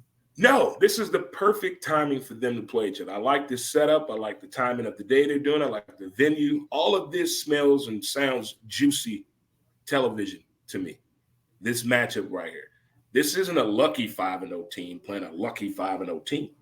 These are two SEC teams that happen to be undefeated. Coming at it. Now, are you surprised that Kentucky and Georgia are the last two undefeated teams in the SEC? Yes. Not Georgia as much as I'm about Kentucky. Yeah, if you look at the SEC here, I mean, the East, you got two teams that are 4-0 in the SEC. You got Tennessee, who's 2-1, and then your Gators are 2-2. You know, even your Gators beat Tennessee. Is the only loss that Tennessee has in the SEC. Tennessee hasn't gone through the gauntlet yet. You know, that gauntlet's starting to come around. Then you got the last half, the three last half was Missouri, Vanderbilt coming 0-2, and South Carolina coming in 0-3. But two of those teams going to have one win coming out. All three of them might have one win. No, two of them can have one. You know, only two of them can come out. Right. Will Vanderbilt be the basement cellar of the SEC? Yes, that football program is in repair. So yeah, they're in 2-4. So now we're looking at this. We're looking at these matchups here, and we're looking at the stuff. Kentucky's only played. They only played one road game. Is that hard to believe? They only played one road game so far this year. Holy crap! How's that possible? How's that even possible? I'm looking at the schedule there. They're 5-0 at home. Wow. And they're 1-0 on the road. They have won 6 straight games. Georgia's coming in 6 straight games. Georgia's played 2 road games. They're 2-0 on the road and 3-0 at home. That's crazy. They play 5 games at home. That is wild. Yeah. And it's only October. Wow. It's already October. This is their second road game, but this is a true venue road game. You're going into a hostile territory in Georgia, and you're going into where these guys are dressing up in shoulder pads with spikes, look like the Road Warriors. Some of the fans look like they want to get in the game and play. Coach, I'm ready over here if you need me. So, is playing in a hostile environment in Georgia, and you don't get off into a good start? That's a case for to really be a disaster day for you? Yeah, a long day. That's what the home crowd want to do. They want to cause havoc and turmoil and controversy and nervousness. They want to cause all of that. But if Kentucky is able to keep their composure and understand the situation that they're in, you're talking about a party that's going to be heard all the way in Kentucky from St. Louis. They're going to be partying. If they beat others. When we talk about this, could this be a letdown game for Kentucky? Could be a trap game for Georgia looking ahead to that Florida Georgia battle? I don't think Georgia coaches are allowing that type of terminology to be even talked about in the locker room. I got a funny feeling they're taking that. That sounds a little nonchalant, a little scripted, but I think that's what they're really doing. You can tell when some programs are looking forward to the game ahead when they should be concentrating on the task at hand right now. Because if you get out of character and get to thinking about that game, you can let something happen in this game. Now we've already lost it now. Yeah, now we're behind 17-3. I was looking at Kentucky's schedule. The only road game they played was at South Carolina where they won 16-10. And then they got this is Kentucky's. They got Georgia today, they got Mississippi State, and they got Tennessee the next 3 games. That's a tough road. That's tough. So 3 weeks ago, I'd have said, okay, you can easily win that game against Tennessee. Easily. Yeah, I forgot to look at something real quick. Let me bring that schedule back up because that schedule is interesting here. Because you're looking at it here. They're on the road today. They're on the road against Mississippi State. They go back home against Tennessee. Then they go to Vanderbilt. They have to go to Vanderbilt. Then they go to New Mexico State comes to Kentucky. And then Kentucky finishes off at Louisville. So they got 1, 2, 3, 4 They got 4 road games in their second half of the schedule, Wow. and they only have 1, 2 home games in the second half of their schedule. Wow. We're playing that. Goodness. Yeah, they had right versus the first time they only had 1 road game and rest home games. So now the question is this going to be a hard? If they lose this game here today, and possibly they could pick up another loss at Mississippi State. Yep. They could pick up potentially 3 losses in a row. Yeah, before they can get back to a team that's going to be halfway down. Yeah. And then they could lose out to Louisville. Most definitely. Passing you. Yeah. So if you look at it today, if they lose 1, 2, 3, 4, 5, I see possibly only winning 1 game in the second half. Wow. That'll be a story to be told if Kentucky at one point 5-0. And the only game I can see them actually really winning is that Vanderbilt game. Even that New Mexico State game. They got 6 games remaining. They got 6 games left. They got 1, 2, 3, 4, 5. Yeah, they got this game and 5 more. Wow. So they could potentially end up with a 500 or a losing record. Yeah. Wow, that is wild to think about. So they got Kentucky coaches got to be on point today. I hope practice went the way they wanted to go. Now, if they didn't have a good day of practice, you know what they say. If you don't have a good day of practice, a good week of practice, you don't play good in games. That is. So let's look at the Georgia schedule here. Let me bring their schedule up real quick here. Yeah, we because we know. Yeah. Yeah. Oh yeah. Let's bring this up and then we'll pick a game and get out of here. Okay. Let's see here. They got Kentucky. The following game is that they get a week off. The following game is the next game after that is number 20 Florida in Jacksonville. They'll be in Missouri. Missouri comes to Athens. They got to go to Knoxville on the 13th of November, and they finish out with Charleston at home, and then they go to Georgia Tech. See, they can run the table. Georgia could run the table. And I think that Georgia depends on how they take this game today against Kentucky. I want to see the style of play, the pace. Is the defense still going to be as stingy as they've been all year? Or this could be that pivotal game where things are not quite working the way Georgia wants to. And now Kentucky goes up in there running the ball and get a $125 or $150 in rushing today. That could be something. Yeah, I think too. This Georgia Tech game is in the new stadium up in Atlanta. So they get to go into Atlanta and look at that stadium and get the nuance, and then they turn around and come back and possibly play the SEC championship game in the same building. So that gives and they'll be back-to-back games in that building. So whoever comes out of that West, like Alabama has already played in there once but they played it earlier of the season. But now you got Georgia's coming back and playing back-to-back games in the same stadium. So didn't it happen one year that Georgia and Alabama played a game and Alabama beat them? Then they went to the SEC championship and Alabama beat them again. Yeah. Yeah. So if you look at it here, the possibility this could be a trap game for Georgia because if they overlook for the Florida game the following week, or if they get past Kentucky and Florida, do you think Tennessee or Missouri have a chance of beating them? I don't think Georgia Tech has a chance of beating them, and I don't think Charleston Southern has a chance of beating them. Tennessee has shown us that they like to put points on the board all kind of ways. They want to try to light up the scoreboard like 80 style. And Georgia's ready for that. See, the thing about Georgia, if you don't have a running game against them, it's going to be a tough 4 quarters for you. Tough. Right. And if you look at it, too, that game is in Knoxville, Tennessee. 100,000. Sold out. Yeah. So we're getting to the tail end. We're in overtime here. We're on the 25. We're going into the end zone here. Who do you have in this Kentucky and Georgia game?